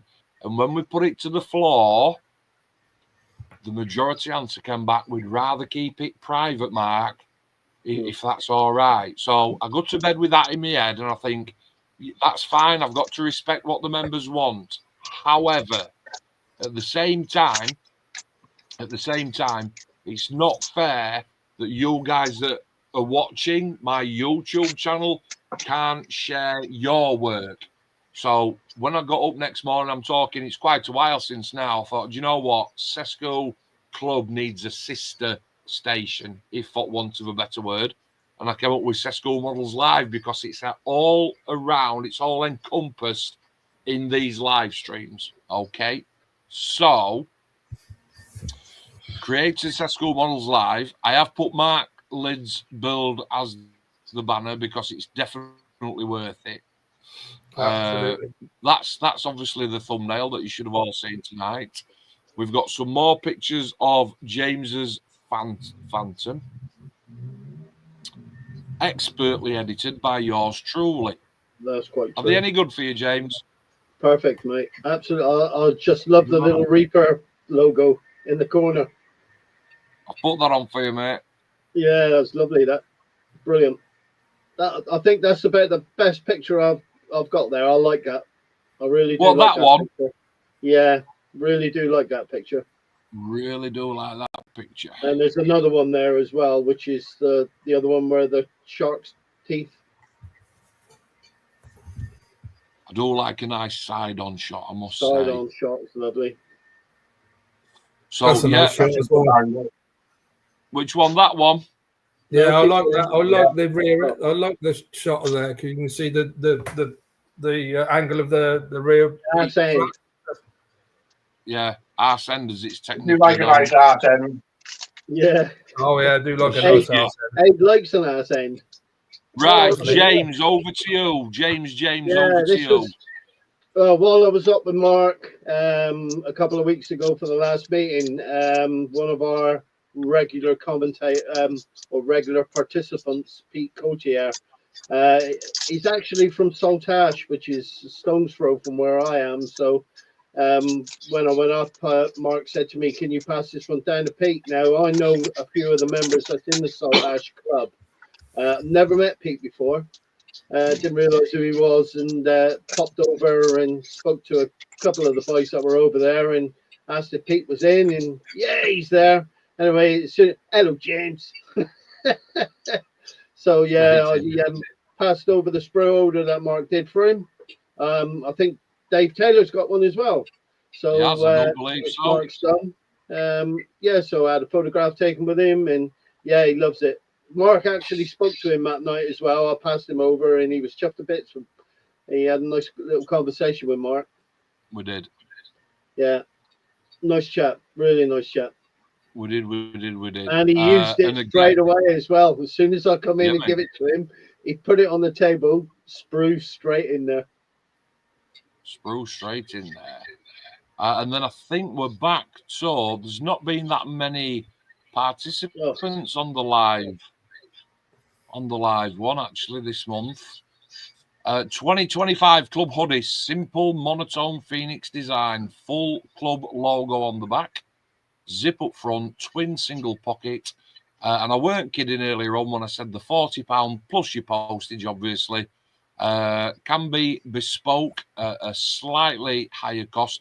So the Swedish chapter there, I think she's charged you extra £5 for that aid, hasn't she? Yeah, something like that. I think it was an extra £5. Yeah, extra £5. That's the back logo, and you can see there it is up nice and close. See if can you tell it's embroidered? Yeah, definitely. Yeah, you can. Yeah, you can. Yeah, you can see the pattern on the back as well. There you go. So that's the Season 8 merch. Season 8 logo. Down to the flags. And that's that. So let me put us all on the main screen. We are back. Shall I change us to the 4? No, we'll keep us as that. Because after an hour and 23 minutes, the man in the middle now is James. Okay. I'm going to get rid of that one. I have to make sure that I press all the right buttons now, otherwise I'm going to bugger this up. So, James. Mark. Are you shitting yourself? No, mate, no. One of the things that I do, or that me and the 3 lads were discussing the other night, when I started my YouTube channel, I liked to get into the lads down at club and created something called Spotlight Star. And that's where I literally, Michael Parkinson interviewed all the lads one by one, asked them a load of questions about where their modelling journey started, and asked them some relative questions. And I've done loads of people over the years. The views on the YouTube channel aren't massive. I can close my book up now. I'll finish with that. The views on the YouTube channel aren't massive for you for Spotlight Star. However, I still think it's quite a poignant thing that we do, because it's all right us sat here. I've not done Aidy's Spotlight Star yet, but I've certainly done Paul's. I've done you, Paul, haven't I? Yeah. I've done you. Yeah, you've done my Spotlight Star. You've done my Spotlight Star. Yeah. I've done. You haven't done me. You've done my Spotlight Star. I've done you. Yes, I've never done you. I cringe at that thought. But so tonight, dun dun dun. So this really, is where bit of a fanfare. This is where, yeah, YouTube it. This is where your comments are now going to come in. So if you've never seen a Spotlight Star before, I've got a sheet of paper in front of me for round two. For round two, right? And I'm going to ask James a load of questions, and so is Aid, and so is Paul, and we're going to all interact with each other. But if you want to drop a question on, as I'm asking questions, I need my pen. So yeah, you're going to have to keep an eye on the. You're going to have to keep an eye on the comments now. I will keep an eye on the comments going forward. Bear with me. That was shit. I was going to say that was a bit of a flat ping. Put it on the table and do it. Microphone, listen. Red Bull. You've obviously you haven't got crystal, Mark, and no. James has obviously got a crystal glass on it. Is yeah. Well, I've had 3 Nurofen tonight. I've just hit that glass on the side of my chuffing head. Right. What'd you do that for? Because I wanted to see if I could make it ping. Right. I've had 3 Nurofen tonight because I've had chronic backache. And the empty glass is because I've got a fridge full of Guinness over there, and I was going to have a Guinness, but I'm not so sure now. Go and crack one. What, a Guinness? Yeah, go and crack a Guinness. Yeah, I'm sure. Get your questions into James for Spotlight Star. That's the banner that I've had going across the bottom. Dino joins us. Hang on a minute. All right, Mucker. That's not a ping. That's more of a thud. No, that's a bit better. I'm not doing that every 2 chuffing minutes. Oh, you expect me to, though? Yeah, no. Right. Yeah, but James, you've got to realise that he's the gaffer and you're a minion. That's it. End of fucking story. You do what he tells you to do. Well, right hand man, actually. Yeah. Right. Yeah. Sorry, right hand man. Minion. Fucking right hand reaching out, man. Right hand reaching out, man. I must admit, right, so bring back James. So you need an old school bell. He's got one here. He's got one here, Dean. Listen.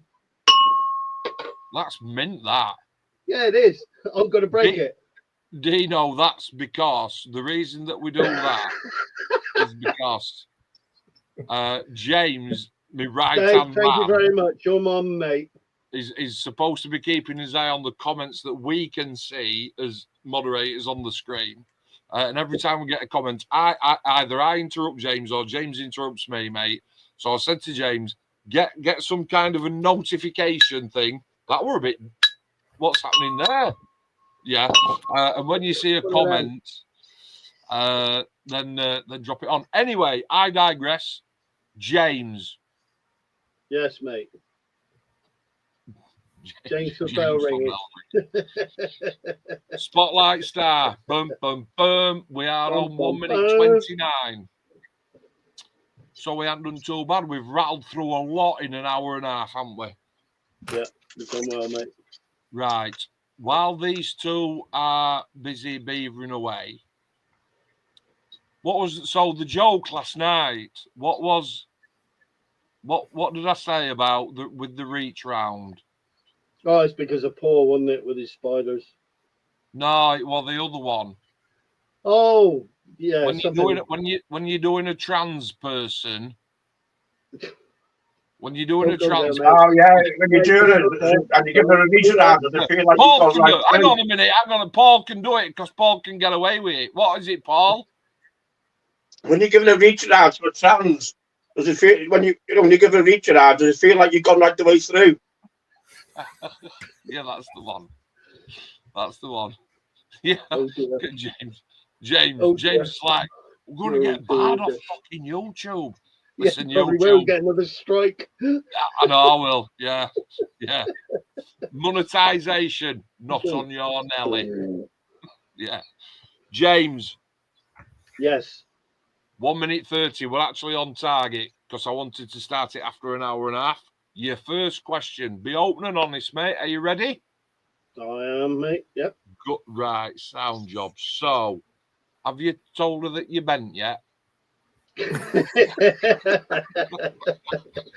Only on a Friday. I'm kidding. That's a little in-house joke that we've got. So, question one: your first model. How old are you now, James? Hang on. I'd just like to say my name is James Grozier. Yes. I am from Plymouth. Yes. I thought you were from You always ask where you're from. Yeah, I do. Always. Have you been watching previous Spotlight Stars? I have done in the past, yeah. Yeah, so, right. So what I've normally got is I've normally got a book. I've normally got a book with all the questions in, but the book is 7 years old. And unlike the merch, it hasn't lasted. So I've lost all my questions. So last night, me, James, Paul and Aid were all rattling through saying, what kind of questions can we ask? James, your first model, how old were you? What got you into the hobby all those years ago? Couple of friends, really, neighbours. From what I can remember, I must have been either between 8 or 10 when I first got into it. Hang on. Look at the multi-cam. Yeah, must have been about 8, 9, 10 when I first started. My first kit. What are you laughing at? Well, what do you think he's laughing at? Comment. The comment from Dean. Yeah. Oh, right, yeah, I got it. Right, so again, it must have been around about 8 or 10, mate. Yeah, first kit, from what I can remember, was an Italieri 135th F1 Panzer IV, little short barrel thing. So it cost about £4, I think, back then. Was that in old money? That was in old money, yeah. That was very old money. That's pre-1971, don't you? No, that wasn't. That would have been about 76. That's no money. Number two, right, thinking back, James, obviously, how old were you then? Oh, somewhere around about 8 or 10, mate. So, can you remember if you completed it, mate? I did. I completed it. What did you paint it with? What did you glue it with? That snotty glue and all that sort of shit? The Yoo-hoo glue. Stuff you used to get in the yellow and black tubes and get it all over your fingers and all over your clothes. And Mum used to kick off out. Andy says, what's your favourite type of cheese? Blue. Well, we know that one. Blue. Fucking helmet cheese.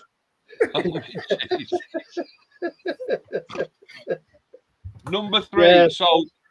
So that first build that you did, was a what? Was a F1 Panzer IV. Have you, when you got back into the hobby after 48 years, did you build it again? Yeah, I did, but not that particular kit. Right, not that particular kit. Okay. I have built a Panzer IV, but not that. Did it bring all the memories coming back, mate, or what? Yeah, I think it was a Tamiya Panzer IV that I built, which was the I think it was the D version, which was a lovely kit back then because you had the figures with it as well. So delving into figures. Yeah. All right. Yeah, a little bit. Yeah, not very good. Not a very good figure painter, mate. No. I have seen your figures, and I'm not going to argue with that. Number 4. It's a question that we normally ask. Has your family got any, like, is there any servicemen or women in the family? No. The closest we got to service is we got the dockyard. So father was in the dockyard for 20 odd years. We used to go in. They used to have a thing called Navy Days back when I was a nipper. So, and that was really, really good. Get in there. Mum used to work for West Country Television, so we used to get in for nothing. She was in the catering department. Oh yeah. So we used to get in for nothing. So obviously, in your youth back in the day, that isn't it? And you're from Plymouth, yeah. Did you? We got a Devonport Naval Base is sort of like stone's throw from where we are. So yeah. They used to come in and do that. Did you manage to go aboard any of those clippers? Yeah, went aboard Armies, Ark Royal, Amazon, HMS Amazon. Yeah. Penelope, yeah. Cool beans. Absolutely brilliant, mate. I've seen many of your builds, James, and I know that you can build quite a few. Have you got your Phantom there? Yeah, it's up on the shelf, yeah. We'll get to that in a minute. What is your actual preferred genre? What do you like? What do you sort of gravitate towards, mate? Armour mostly, mate. Armour mostly.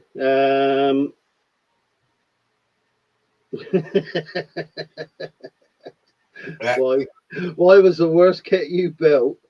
And what was the worst kit you built? And why was it an Airfix kit? Yeah. Happy days. No, I haven't built. I mean, most of the kits I've built, I haven't thrown them. I've come close to, but then they become shelf queens. So I've got quite a few shelf queens. Yeah. But yeah, armor is my preferred build. But I'll dabble in anything that takes me fancy. So preferred scale on the armor there. It was 1/35th, but I mean I'm older now, so it's just like everything. It starts up. I was building from 10 up to about 15, 16 girls. Life, kids come along. Started again in 1990 and lasted for about must have been about 12 years. 2002.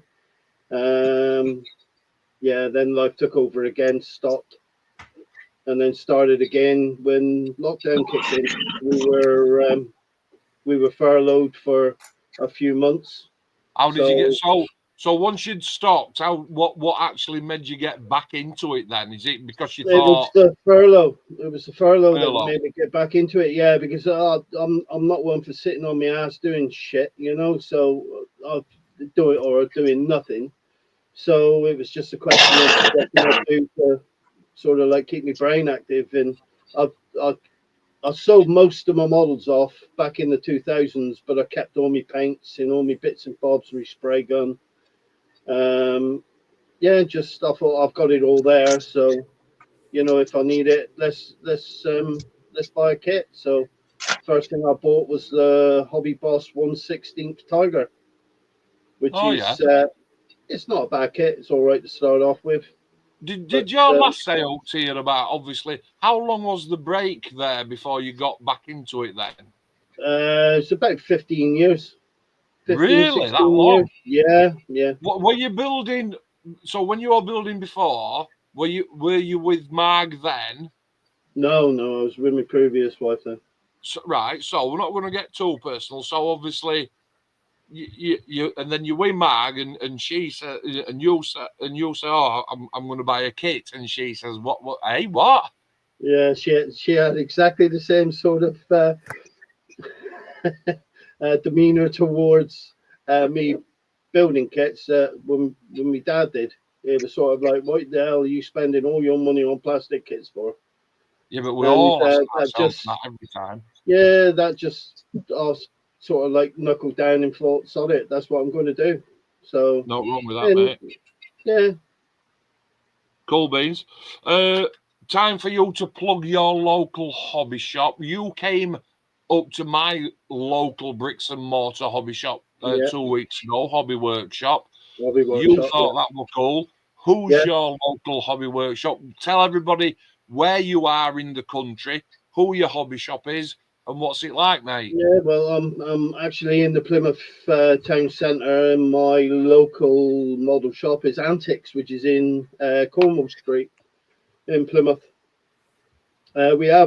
We do have a few. We've got Chris's Crafts, which is in Exeter Street, but he's mainly railways, I believe, in railway scenery.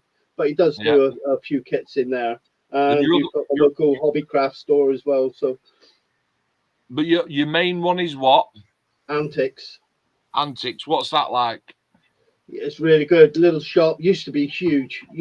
But I mean, with everything. I mean, we had so many model shops in Plymouth at the time, back in, when I was a nipper. So we had a place called Arcadia, and that was all upstairs, was all model. It was all model kits, So, and they just cut back. The hobby sort of died a little bit, I think, with all the technology that's come around, and it's picked up again lately, because of YouTube. I believe we are going to get onto that, but back in the day, I'm guessing it's the little Humbrol tinlets and things like that. Yeah, it is. Yeah, I've still got them. Yeah, I've still got them here somewhere. Yeah, you can remember them, I'm sure. So can you, Paul? Yeah, definitely. I've still got a stash of them as well.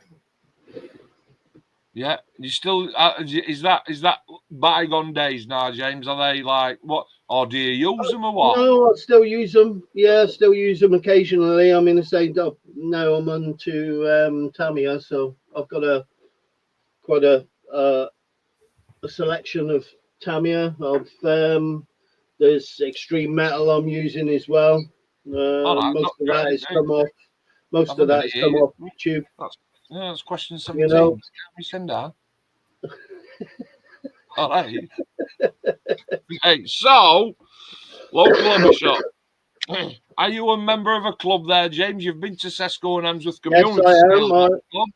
Yes, I'm sort of like a distance member from there, which I'm really happy with. Yes. I'm also a member of the Plymouth Scale Models Association, which Tell us all about it, mate. Tell us all about it. Yeah, it's an IPMS. It's an IPMS club. We meet every second or first and third Monday of every month. Just a chat, greet, and we have a competition every other week. A bit like yourself, you bring your models in that you've done, and we have a sort of like a monthly competition where at the end of the year we can win a shield, which is sort of similar to that one. That's the annual competition shield that I won at Christmas, if it stays, for the U-boat that I did. So we have as far as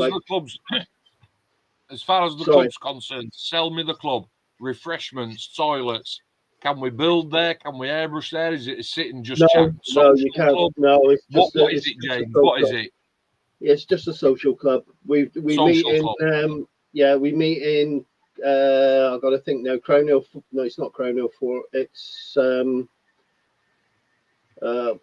can't think of where the fort is, but yeah, it's down by Tesco's in Transit Way. So we're right next to a bar. So if you need a drink or anything, you can go into, because they've got a bar in the fort itself.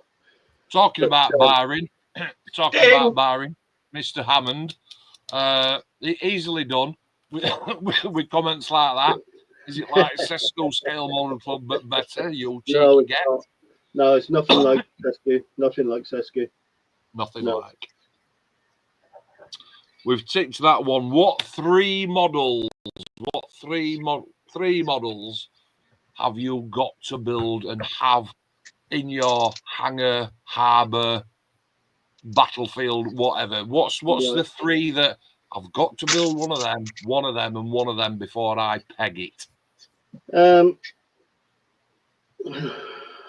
had a lot of thought about this. I think every modeler has got to build something to do with space, proper space, not 1999 or Star Trek or anything like that. We're talking space, you know. Space. So I did build. I'm going back years now. I had the space shuttle, which was on board of the 747. Yeah, I could build that. I mean, that's died. It died a long time ago. But I would really like to build that again, you know, or the shuttle, or even the Saturn V. I mean, the big rocket. I believe Airfix is bringing that out. They're re-releasing that again, so I'm going to keep my eye out for that one because I quite fancy building that. James, they've what's the guy from Amazon? What's his name? Jeff Bezos. Bezos, yeah. They're releasing a kit of his knob rocket, so you'll be able to do that soon. Nobody fucking got it. Dino, look, I joke. Yeah.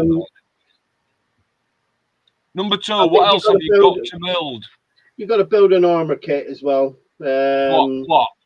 Yeah, either British or German. I mean, they say one of the icons, which is a Sherman or a Tiger, even a Panzer IV. You know, Paul, would you agree with that? Yeah, definitely. Yeah. Yeah, when it comes to armor, yeah, you've got to build a Tiger. Tiger's got to be in there. Sherman.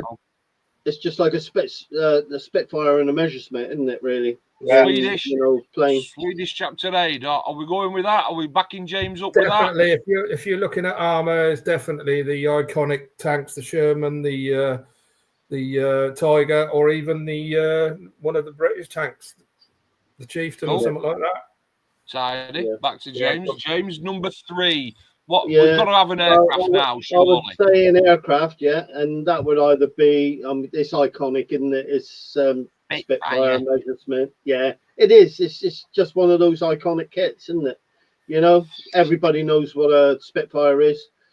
Airfix sell lots of Spitfires. Most companies that come out, they always bring a Spitfire or a Messerschmitt out. So I'm going to say that's just to get somebody back into the hobby. You know, it's just these starter kits that Airfix do are really good. So yeah, man. Yeah. People who are watching, come on, get your comments in. Now let's get James ask some questions. James, you've kind of mentioned this already. Is it building for pleasure or building for competition? What's the crack?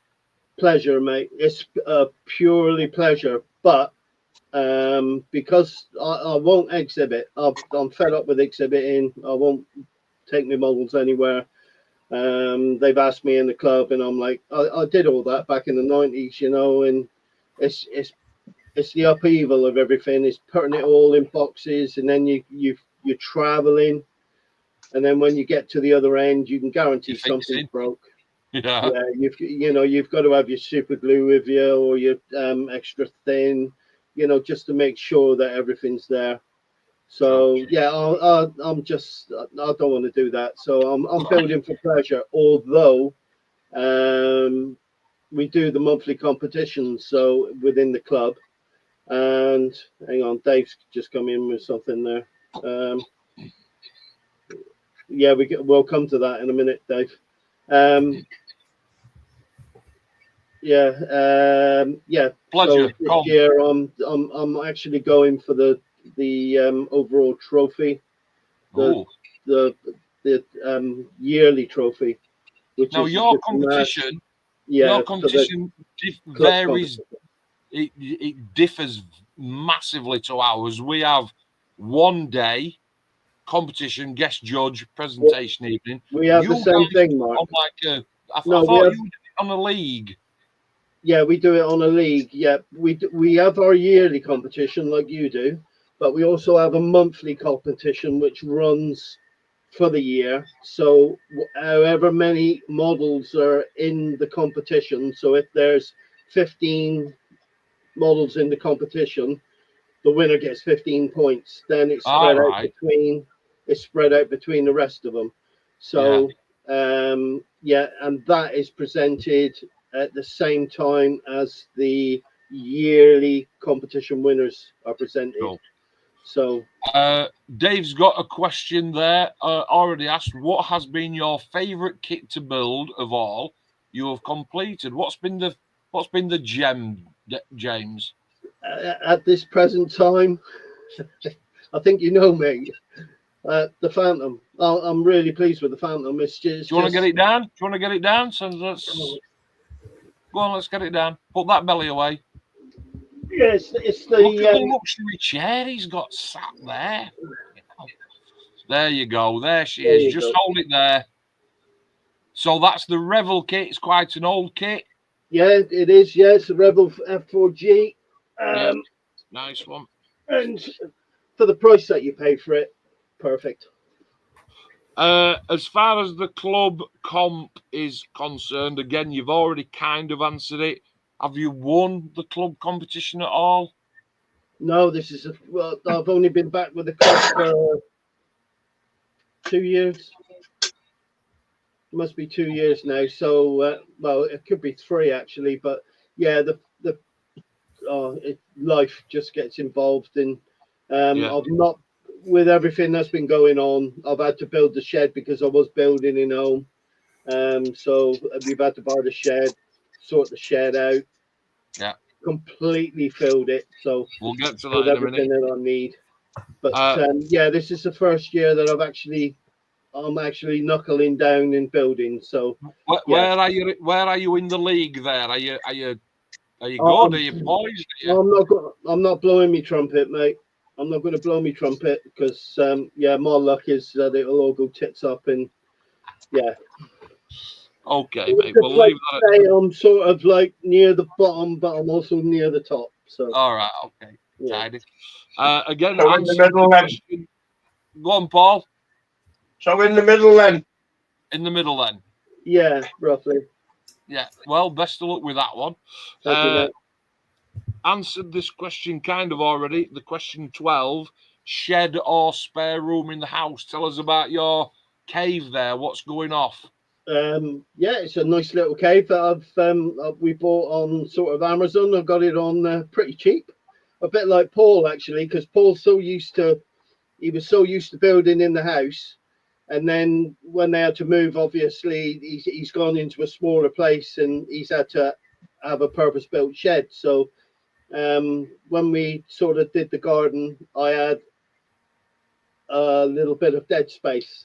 So yeah, I managed to get a nice little 8 foot by 5 foot shed in. Yeah, so that's my modelling room is my 8 foot by 5 foot shed. And lighting looks good. Is the heating? Yeah, lighting looks good. I've got lights to the side of me and one to the front. I've got me light that I've got me spray booth light that's on at the moment, and I've also got this one's on. This is the light that I bought at Telford a couple of years ago, which I've just put up about the last sort of like 6-7 months. So yeah. Cool beans, mate. And are we? So we so for the people who watch regularly, me, James, Paul, and Aid, we chat to each other. Not every night, but it's I would say out of a month, you're looking at 22, 23, maybe more nights every month. That's because we're all old and we've got absolutely nothing better to do. Nope. Nothing better to do, Paul, have we? So we sit in our sheds and garages and spare bedrooms like Aid, and we open a chat room up literally every night, and we have a good chat. And one of the things that when we started live streaming, I've got a PC in front of me that I got off Housey, which is absolutely brilliant. And then a couple of months since, James says to me, if this sort of live streaming thing becomes a bit of a regular mark, I might sort of tech myself up. What did you get there, James? You're all teched up now, aren't you? I bought a Recon computer. It's only it gets me on. It gets me online. I'm running Windows 10, which was advice from Trev and yourself.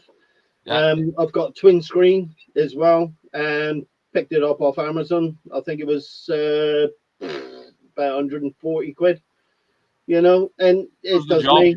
It does me. I don't download anything onto it. I've got what I need to run, and that's it. You know, you got your YouTube, you know. So I've got eBay, Facebook.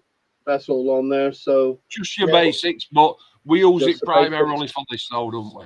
But we use it for this, yeah. So I upgraded me keyboard and me mouse, because although the ones that come with the kit or with the actual kit itself ain't too bad, but webcam as well. So yeah, tidy. Yeah, not too bad. Cost about another 30-40 quid on top. So £170. Having this, because when I started, I was, when you watch all my old videos, I always sort of tried to excuse myself and say, I'm really sorry for the quality, but I'm on my phone, which back in the day I wore, and it's only 2 years ago. Now, like I said, I've got this PC. Is it better to have this set up, James, than working off your phone?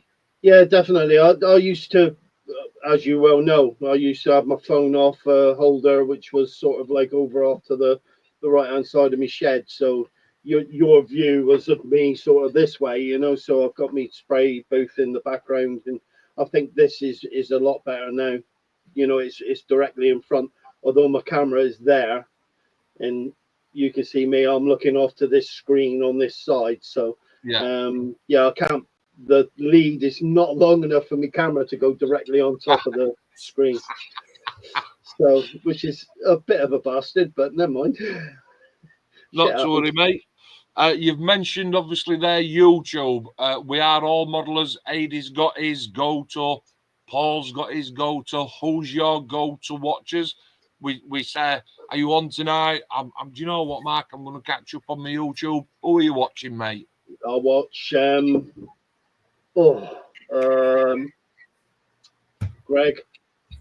Greg's models. Great builder. Find him absolutely brilliant. The way that he makes his model kits, and he just gives you step by step. And I mean, some of the builds that he's had there is inspired me to have a go. You know, so I've bought a couple of kits that he's made, and you know, I'll get around to making them soon. Night Shift is another one because he does armor. Love his builds as well. He's something else, you know. Brilliant,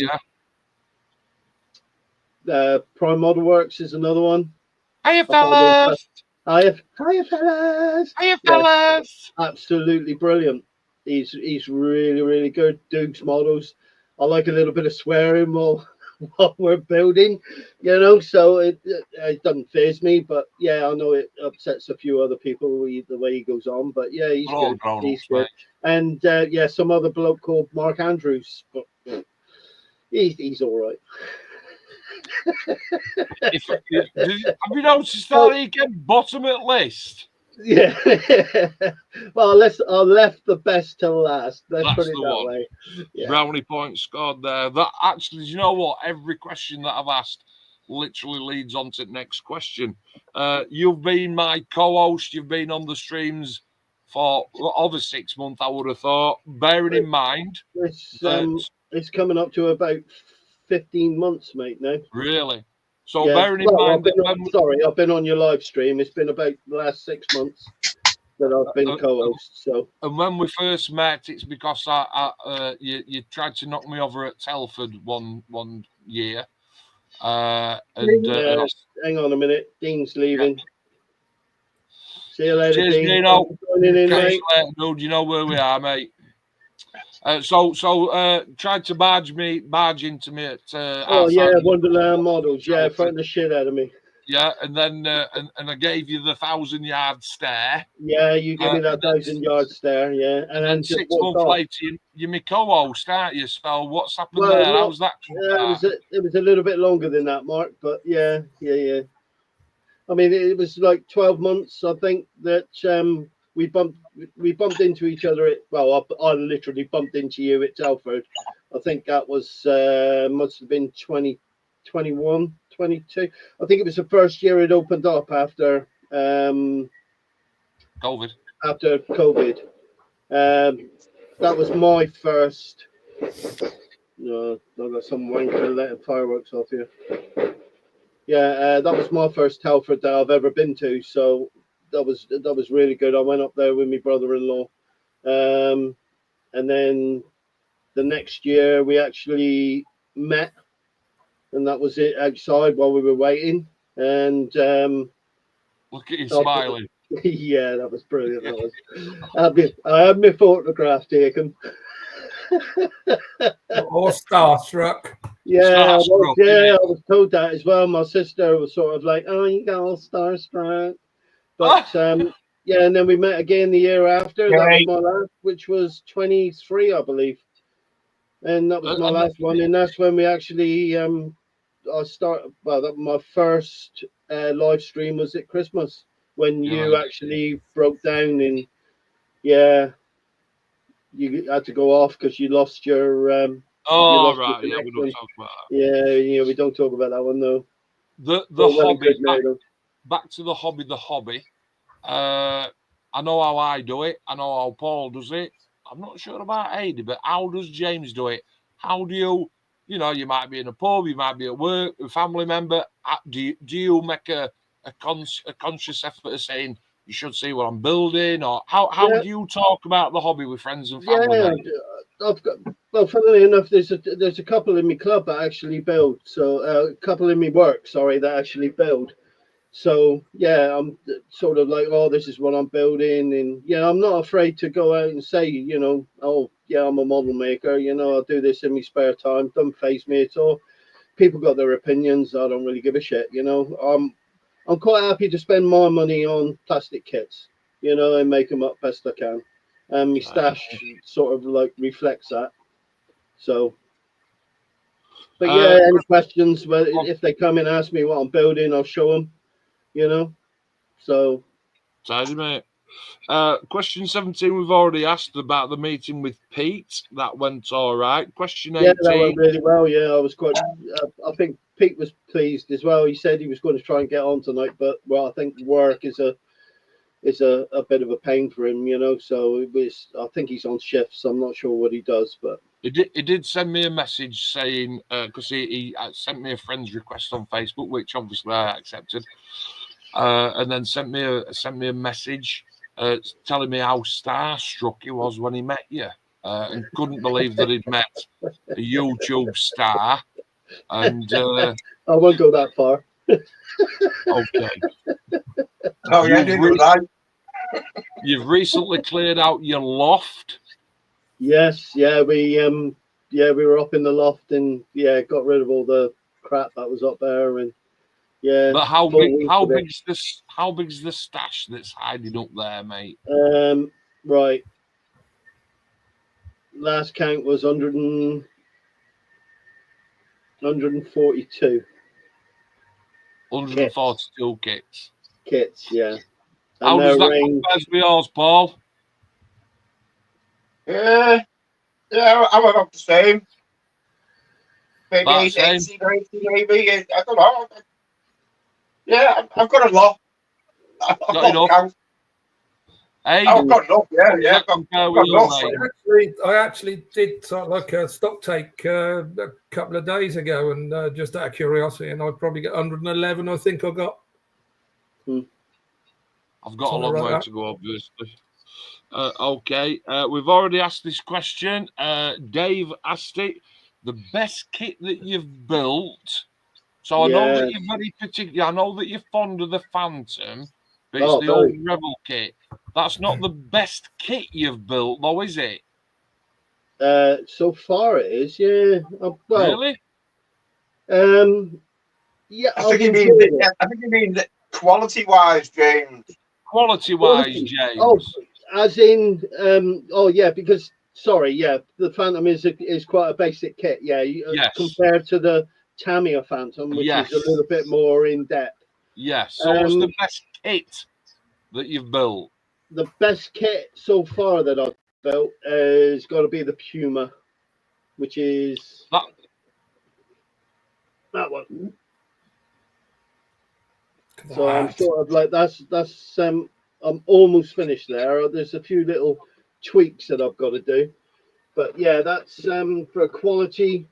Detail is spot on, absolutely spot on. That's the I think it's a dashwork kit. Yeah, absolutely beautiful, mate. It really is. It James, goes really well.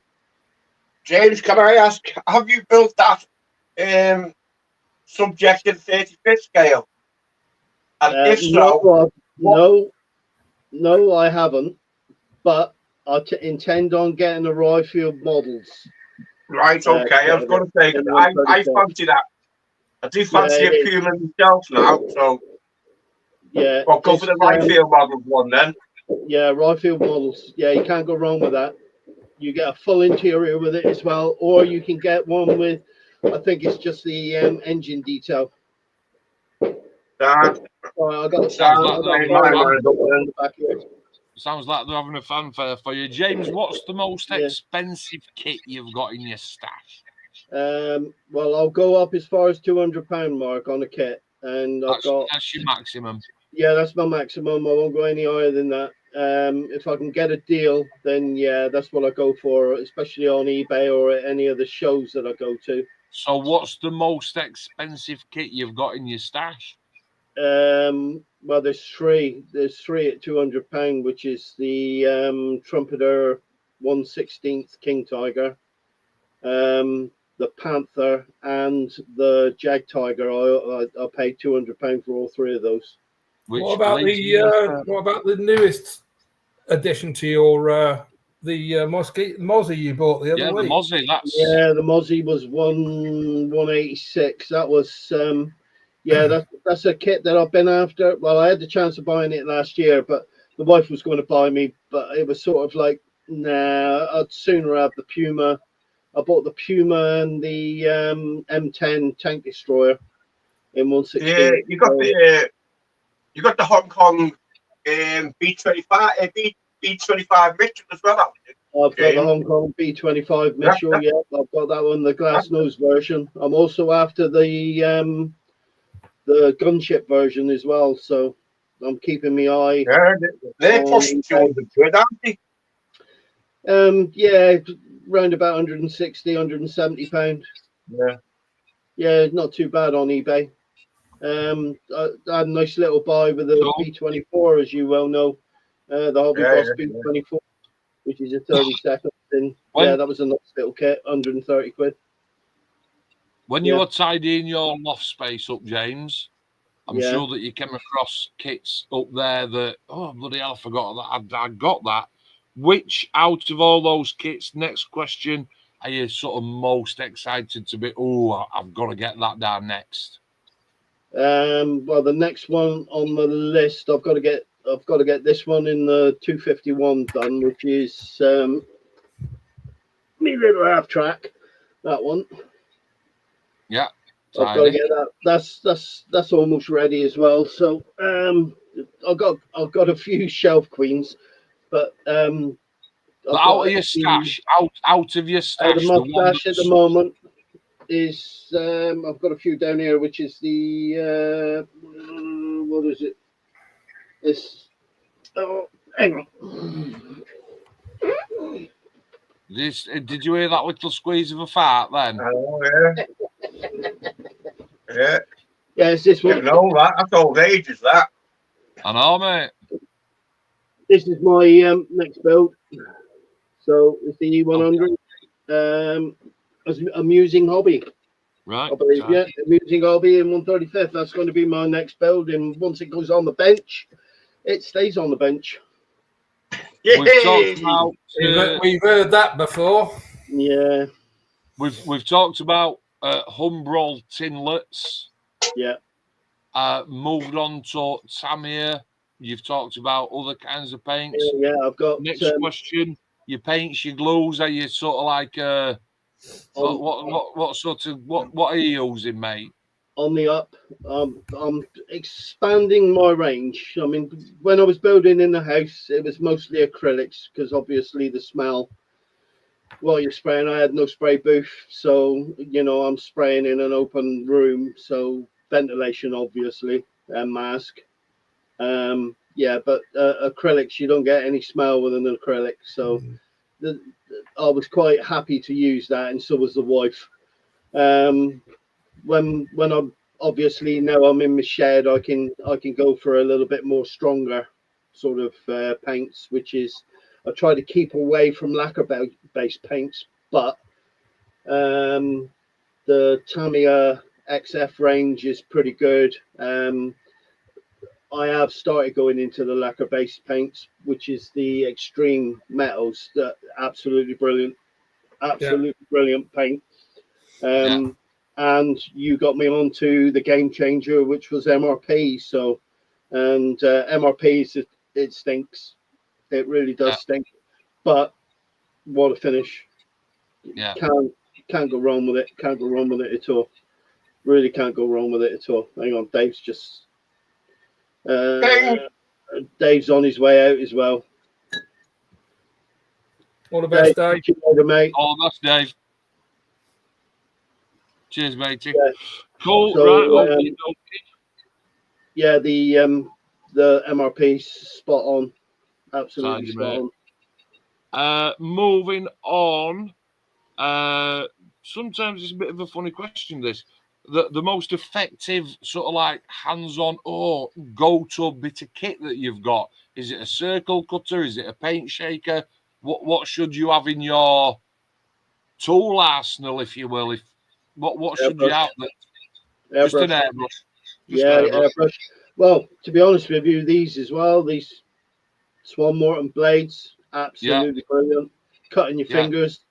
Yeah. Perfect. You got to do that. Where is me? Keep going this there. Yeah. And the other thing is one of these as well. This is an absolute must. Oh, yes. One of those. Oh, yes. Yeah, definitely. And you got to remember to keep your glue in there and not on your workbench. Rule 1. Rule 1. Lid on.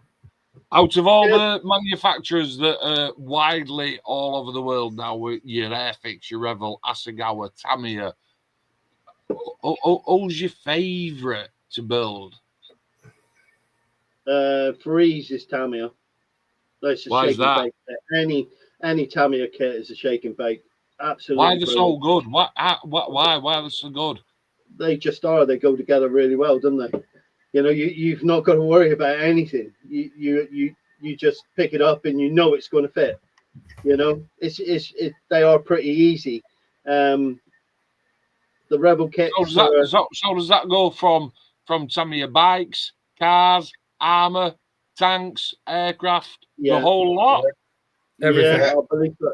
As long as Tamiya has produced it and hasn't brought in another kit, another manufacturer, you know, as long as they've got, as long as they produced it, then Tamiya, shake and bake all day long. Shake and bake all day long. Yeah. As far as there's a very interesting documentary about Tamiya on YouTube, which explains why they are so good. I'll have to watch it. Send us the link. Yeah. As far as the kits that you've got, obviously some expensive kits there, James, but now we're ploughing an extra 50, 60 quid into aftermarket. What's the deal there? If it warrants it. If it does Are warrant it. Are you a fan? Yeah, I am. Yeah, I'm not a fan of photo etch. I've got trotters. My fingers don't work properly. Anything else, then I mean, I quite like the Red Fox Quinta Studios, their instrument panels. I like the idea of that. You know, that's really good. Little bit of aftermarket. Yeah, I did with the Phantom. I bought the air intake guards. They were only a couple of quid. 80 was kind enough to send over the removed before flight tags. I think that just the little things that just set a model off, you know. Yeah. So yeah. You see, I know a guy that literally would not touch a kit until he knew that aftermarket were available. I can remember having conversations with Mr. Radcliffe Yeah. A couple of years since where it's I'm thinking about buying this. Right, well I can just buy it then. Well, there's no aftermarket for it. But that was only really regards to like instrument, cockpit detail, really. Yeah, cockpit detail, yeah. I mean, I think the thing with aftermarket, I know it's your thing, James, but I think with aftermarket, you've really got to consider like things like res kits and stuff like that. But they do some of their stuff. That's what I would class as aftermarket. When you get like undercarriage, and that's what I would class as aftermarket. And like avionics bays and cockpits and stuff. Yeah, I mean, I'll sort of, to be honest with you, I'd look at it as if you're not going to see it, then it's pointless doing it. It really is. It's pointless spending for undercarriage, the wheel wells and things like that. If it's not displayed on a mirror, then it's pointless buying it. So from that aspect of model making, I won't bother. Where you can actually see it, then agreed. Masking kit, the masking tape that they bring out, these pre-cut masking, glazing, perfect, absolutely brilliant. That's the type of I would definitely say that what Paul said about resi kit. I mean, I bought a set of undercarriage for my 132nd F14, and the difference it made was absolutely mind-blowing. It was expensive. It was about 50 quid, but everything was just so well detailed. And an undercarriage, you can see it because it's stood on the undercarriage. You can see it when you get up close. And it's like I said, with the wheel wells, you don't see it. If it's the undercarriage wells, then But you can go back to like weapons and pylons. Get all these in aftermarket res, and it's like, well, I wouldn't go that far. I wouldn't go out and buy pylons and missiles. I wouldn't bother with any of that sort of stuff. Yeah, I think you would definitely all qualify for honorary Yorkshireman membership with that kind of attitude. I think that's absolutely spot on. Displaying techniques. So you build lots and lots of models. Where are they all? I've got a few up in me. I've got a couple of shelves up. So I've got I've got 1, 2, 3, 4. There's about 6 on this side, and I've got my Phantom on that side. Most of them are in the lot. That's right, James. You used to not have any shelves, didn't you? I didn't have any shelves, Paul. No, it wasn't. If it wasn't for the fact that we actually sat down one night and Paul went, "Take a picture of. Let me have a look. Let me have a look at your shed. You can do this. You can do that. We'll put this up here. We'll put that there, and then you can put that there, and then we've got that over there, and perfect, absolutely perfect. I'm glad, really. We meet up in an evening and have a little chat. Obviously, what me and Paul did was before you two guys came along, I obviously said to Paul, I'm going to get James in. Let's see if we can get him to spend as much money as we possibly can. Yeah, bankrupt on getting a shed. Let's dupe him into buying a fancy computer with twin monitors. And Paul said yes, and I'll get him to put some shelves up. Displaying techniques is covered. Modelling, right? So we've kind of covered this with the friends and family thing.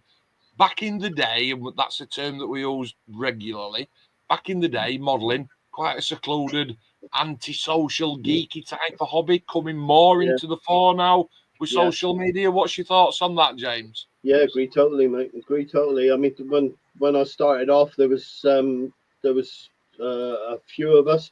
I don't want to name drop, but one of my friends is pretty big in the modelling world as well. Goes by the name of Spud. So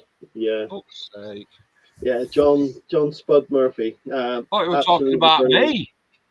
No, no, I'm talking childhood friends, mate, not older friends.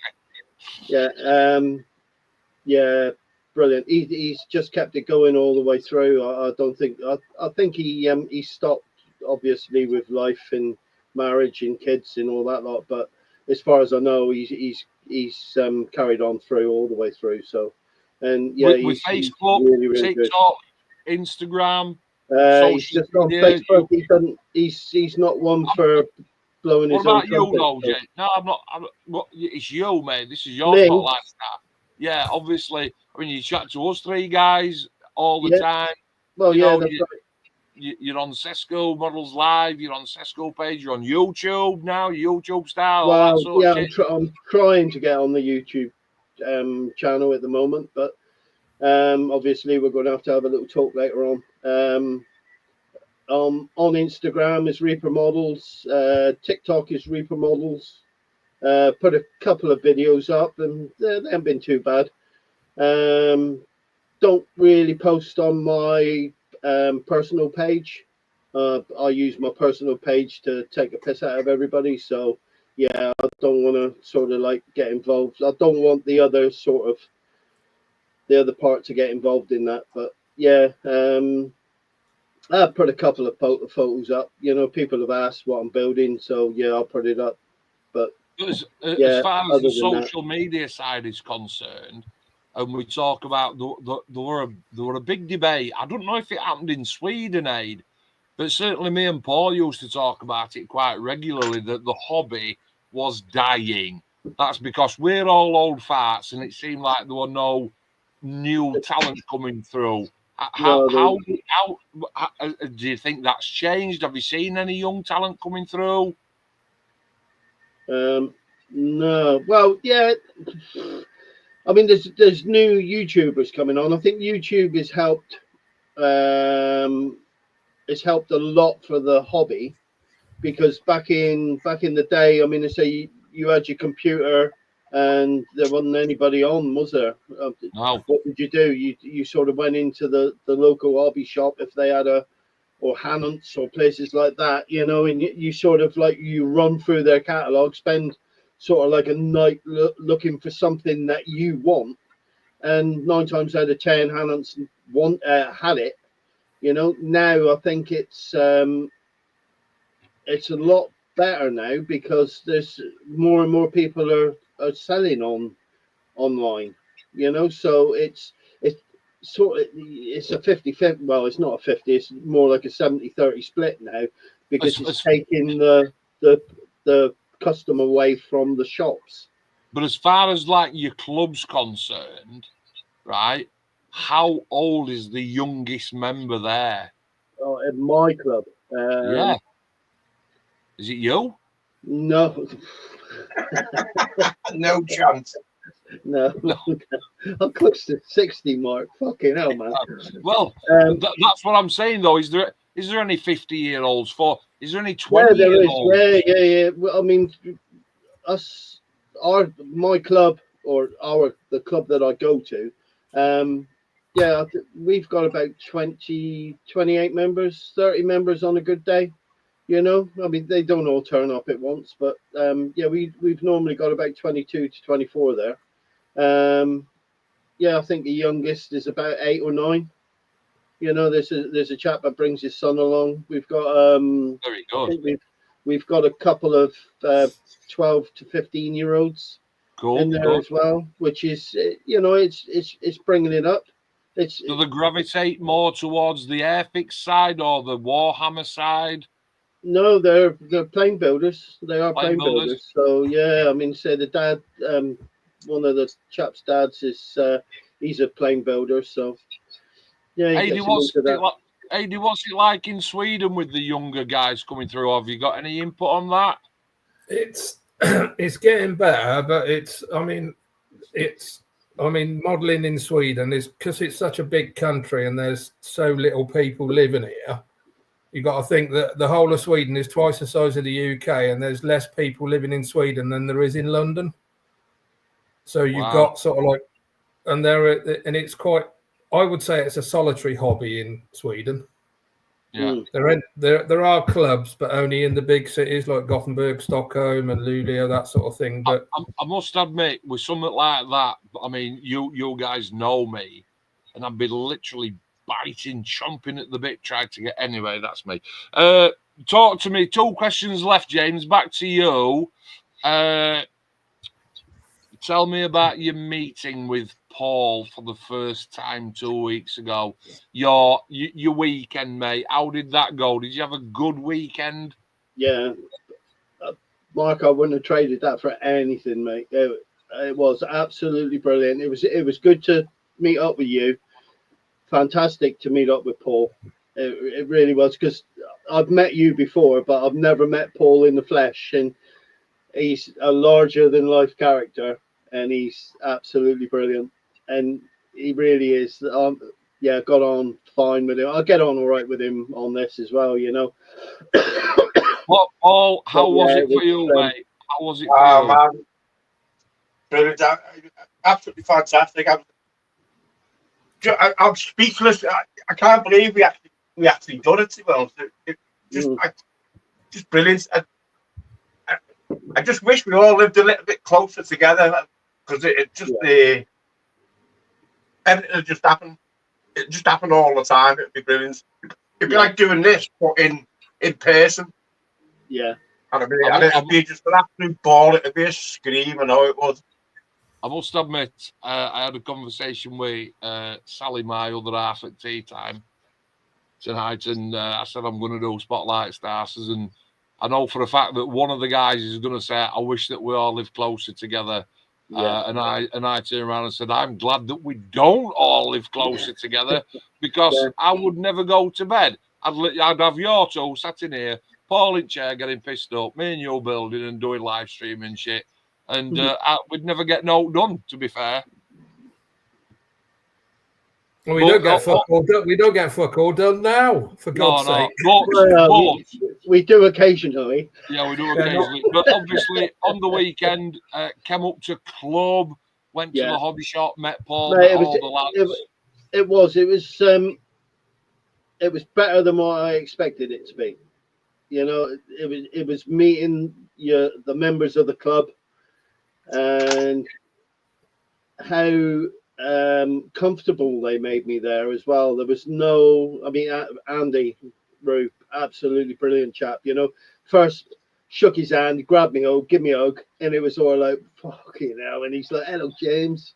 And yourself, you know, we pulled up and you come over, and I went to shake your hand, and you grabbed me out and give me a cuddle, you know, proper Yorkshire cuddle. And I mean to say that's the type of thing that you need. It's a friendly club. I know you. There's always elements in there that'll sort of, there is in ours as well, you know, but everyone gets on. And you have guests in, Paul, the other chap, Paul from your village. He was there exactly the same day and joined, and I see he's there again today. You know, and it was just that feeling overall, you know, and it's really hard to describe. You know, if you walk into a room and you feel comfortable, and the people there make you comfortable, and it was fantastic. And the day that we had was absolutely brilliant. I'll just like to say, sorry, Aid, I'd just like to say that if anybody does make the trip to SESKU, order a butty. Don't drip it all down your top. Yeah, I bit into me sausage and bacon and egg bap, and it all and all over my fingers and all over me. Not this hoodie, but my other hoodie. So I'm glad I had this one. But yeah, cool, good stuff. Glad you enjoyed it. Aiding, you were going to say? Yeah, I'm going to say, as much as, I mean, these lads know that we've all taken the piss out of each other, and you know, after the visit with the Cuddle Brothers, all this sort of stuff, but I am genuinely deeply envious that I wasn't there. But it is on my it's on my bucket list to get my fucking fat ass over there and do a VIP weekend. Yeah, when you do, mate, we'll I think me and Paul will travel over as well. Yeah, so right, I'll be there. So that will be a three-way reach around. It will be a three-way reach around. A four-way. We have to have long arms. Last question. It's the most iconic Spotlight Star question that I ask. It's my favourite question. However, admittedly, because I've lost my book of questions, I did forget to write it down, but I got gently reminded by, I think, either James or Paul. I am a kit manufacturer. This is my favourite question. What I want to know from James Groves here at the end of your Spotlight Star, and thank you for entertaining us this evening, is I'm a kit manufacturer. What kit am I producing for you? In what scale? What do you want? Is it all singing, all dancing? What's in the cockpit? What's in the turret? What's in the tank? Etc. etc. I want to know manufacturer and why, scale and why. You obviously get kit number 0001. What we're going for? What's on the agenda? Right. It would have to be the manufacturer would have to be Tamiya. It's got to be Tamiya because they just go together lovely. They really do. Yeah. Secondly is the scale. Right. Now then, the scale would be 1/24th. Right. And the plane. Look at us leaving us hanging. Go on. The plane is one of my. It is my all-time favorite aircraft. And thanks for joining us this evening. And that would be the Buccaneer. Definitely the Buccaneer, mate. I would give a kidney to have one. And a 1 in 24 Buccaneer. A 1 in 24 Buccaneer, yeah. What's on the sprues? What's on the sprues? No photo etch whatsoever. Because now, with some of the kit manufacturers out there, and Tamiya is the leading, one of the leading. They might have been overtaken by ICM at the moment, actually, or but they're everything would have to be plastic. It would be plastic. Maybe the instrument panel would be by Quinta. Yeah. And that would be switches and everything. And yeah, absolutely love one in 1/24th, mate. So gorgeous seats and intake covers, FOD covers. FOD covers, removed before flight tags. Flat spot wheels. Yeah. Flat spot. The whole lot. Weight on wheels. Yeah. Brass. Why is that then? Brass undercarriage. Why the book? Mate, it is. It's my all-time favorite. I have. I'm going back now to when I was a nipper. We had Navy days. Now I was on board the Ark Royal, and we always have an air show there, and we had a FGR-1 come down through the Phantom. He come down, and the noise that it made, absolutely beautiful. It shot past us. We were on flight deck, and it was about 10 feet above us. And she shot past us and did vertical, full afterburner. And that feeling of it hitting you in the chest was absolutely phenomenal. After she finished her turn, we had the butt come through. Now, I was actually looking down into the cockpit when the Buccaneer passed us. Now, they don't fly below 50 feet. Or they don't fly above 50 feet. And that is unbelievable. And the noise that she made, and it's just the look of the aircraft itself. It just, made my knees wobble, mate. Every time I look at one, it sort of brings a tear to my eye. Always brings me back to that part of my past, every time I look at one. Tamiya 1 in 24, all singing, all dancing. Buccaneer. Which scheme? It would have to be the desert scheme. No, it's the desert scheme. desert. Really? You do desert. Yeah, I just love. I've actually got a picture of one up on the monitor beside me here, and it's. I thought you would have gone for the Navy scheme, being a. No, I prefer the 2B. It's the belly. It's the belly that the actual belly of the Buccaneer that makes it look a little bit mature. As we Which all was put the on one a little that bit of weight. flew under Tower Bridge? That was a Hunter, I believe. Oh, was it? I thought that was a Buccaneer. Yeah, no, that was a Hunter. Yeah. He was given his marching orders, I believe. Yeah, apparently. Yeah. I don't know why I had that. I believe he was still kept within the RAF, but he wasn't allowed to fly anymore. Unlucky. Spotlight Star. Have you enjoyed it? Brilliant, mate. Yeah. All right. Yeah. Guys, how did he do? Yeah, brilliant. Mate. Fantastic. I like him even less now. I love it. No, I love him to bits. Yeah, brilliant. Yeah, really good. You did well there, mate. You gave some absolutely fantastic answers. Thank you. Let's have a look. 2 hours 35. Have you enjoyed tonight's live stream? Yeah. Oh, yes. Always enjoy it, mate. Doing okay. All right. Tidy. We are going to wrap it up. We are for you, but we're not because we end up chatting anyway. And I'm busting Fotlow. So we're going to end the stream on a high. Talked all about the club. SESKU Models Live. I've got the direct message for some merch. I need to open that and see what's going off. AD knows that I'm in a transitional period at the moment outside of my shed. And as soon as I get a minute, both you and James will receive your merch. You'll get your polo. You will get your hoodie. I'll see to that.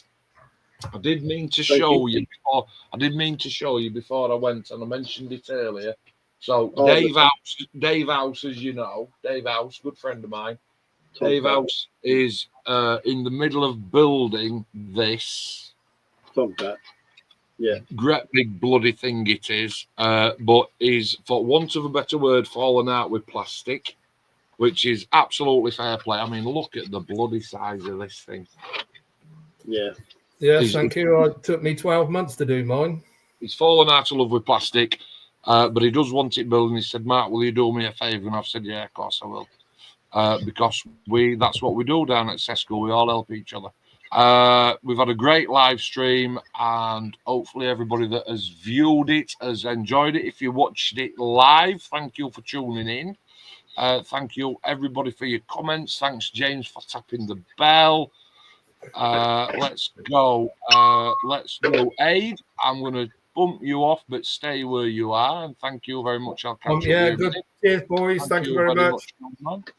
So that's a good evening to Aid. Next one is Paul. Paul, thank you. Later, dude. Stay where you are. I will be right back. Me and James back on. You did really well there, mate. Absolutely super. Thank you, mate. You are welcome. As far as your YouTube journey is concerned, I've talked to you long in the past about editing and, you know, going live and one thing other than blah, blah, blah. When you do get round to it, mate, you can give me a shout and I will guide you in all the wrong directions, of course. Yeah. Just to help you along. But stay where you are, and thank you very much for joining me this evening. You're welcome. Pleasure. And that leaves me on my own. Which camera am I on? I can't. Is it that one? It is that one. I'm straight in front, and you can tell by tone of my voice that I've upped it up a little bit. When you're hosting a live stream, you've got to be very conscious of your guests. And when I first started streaming, the loudest voice always wins. And you know what? That's not the case at all. To be the host of a live stream and I'm lucky enough to have James literally sat inside of me, even though he's 500, 600, 700 miles away, however far away it is to Plymouth. And between all four of us, I think we've really, really gelled. And we try and bring you guys a good enough live stream that you can watch either live or later on, on a Sunday morning, whatever takes your fancy. The topics that we come up with, hope that you find them as entertaining as what we do when we're sort of trying to talk about stuff, and get your comments in and get everybody involved. Club is going from strength to strength. Like I said, 25 in today. That's 78% of club entire membership. 78% of the guys turned up today. We've got some really, really brilliant, adventurous things coming up, certainly in the middle and the back half of the year. And we're looking forward to that. Tomcat for me to finish for Dave. Looking forward to that.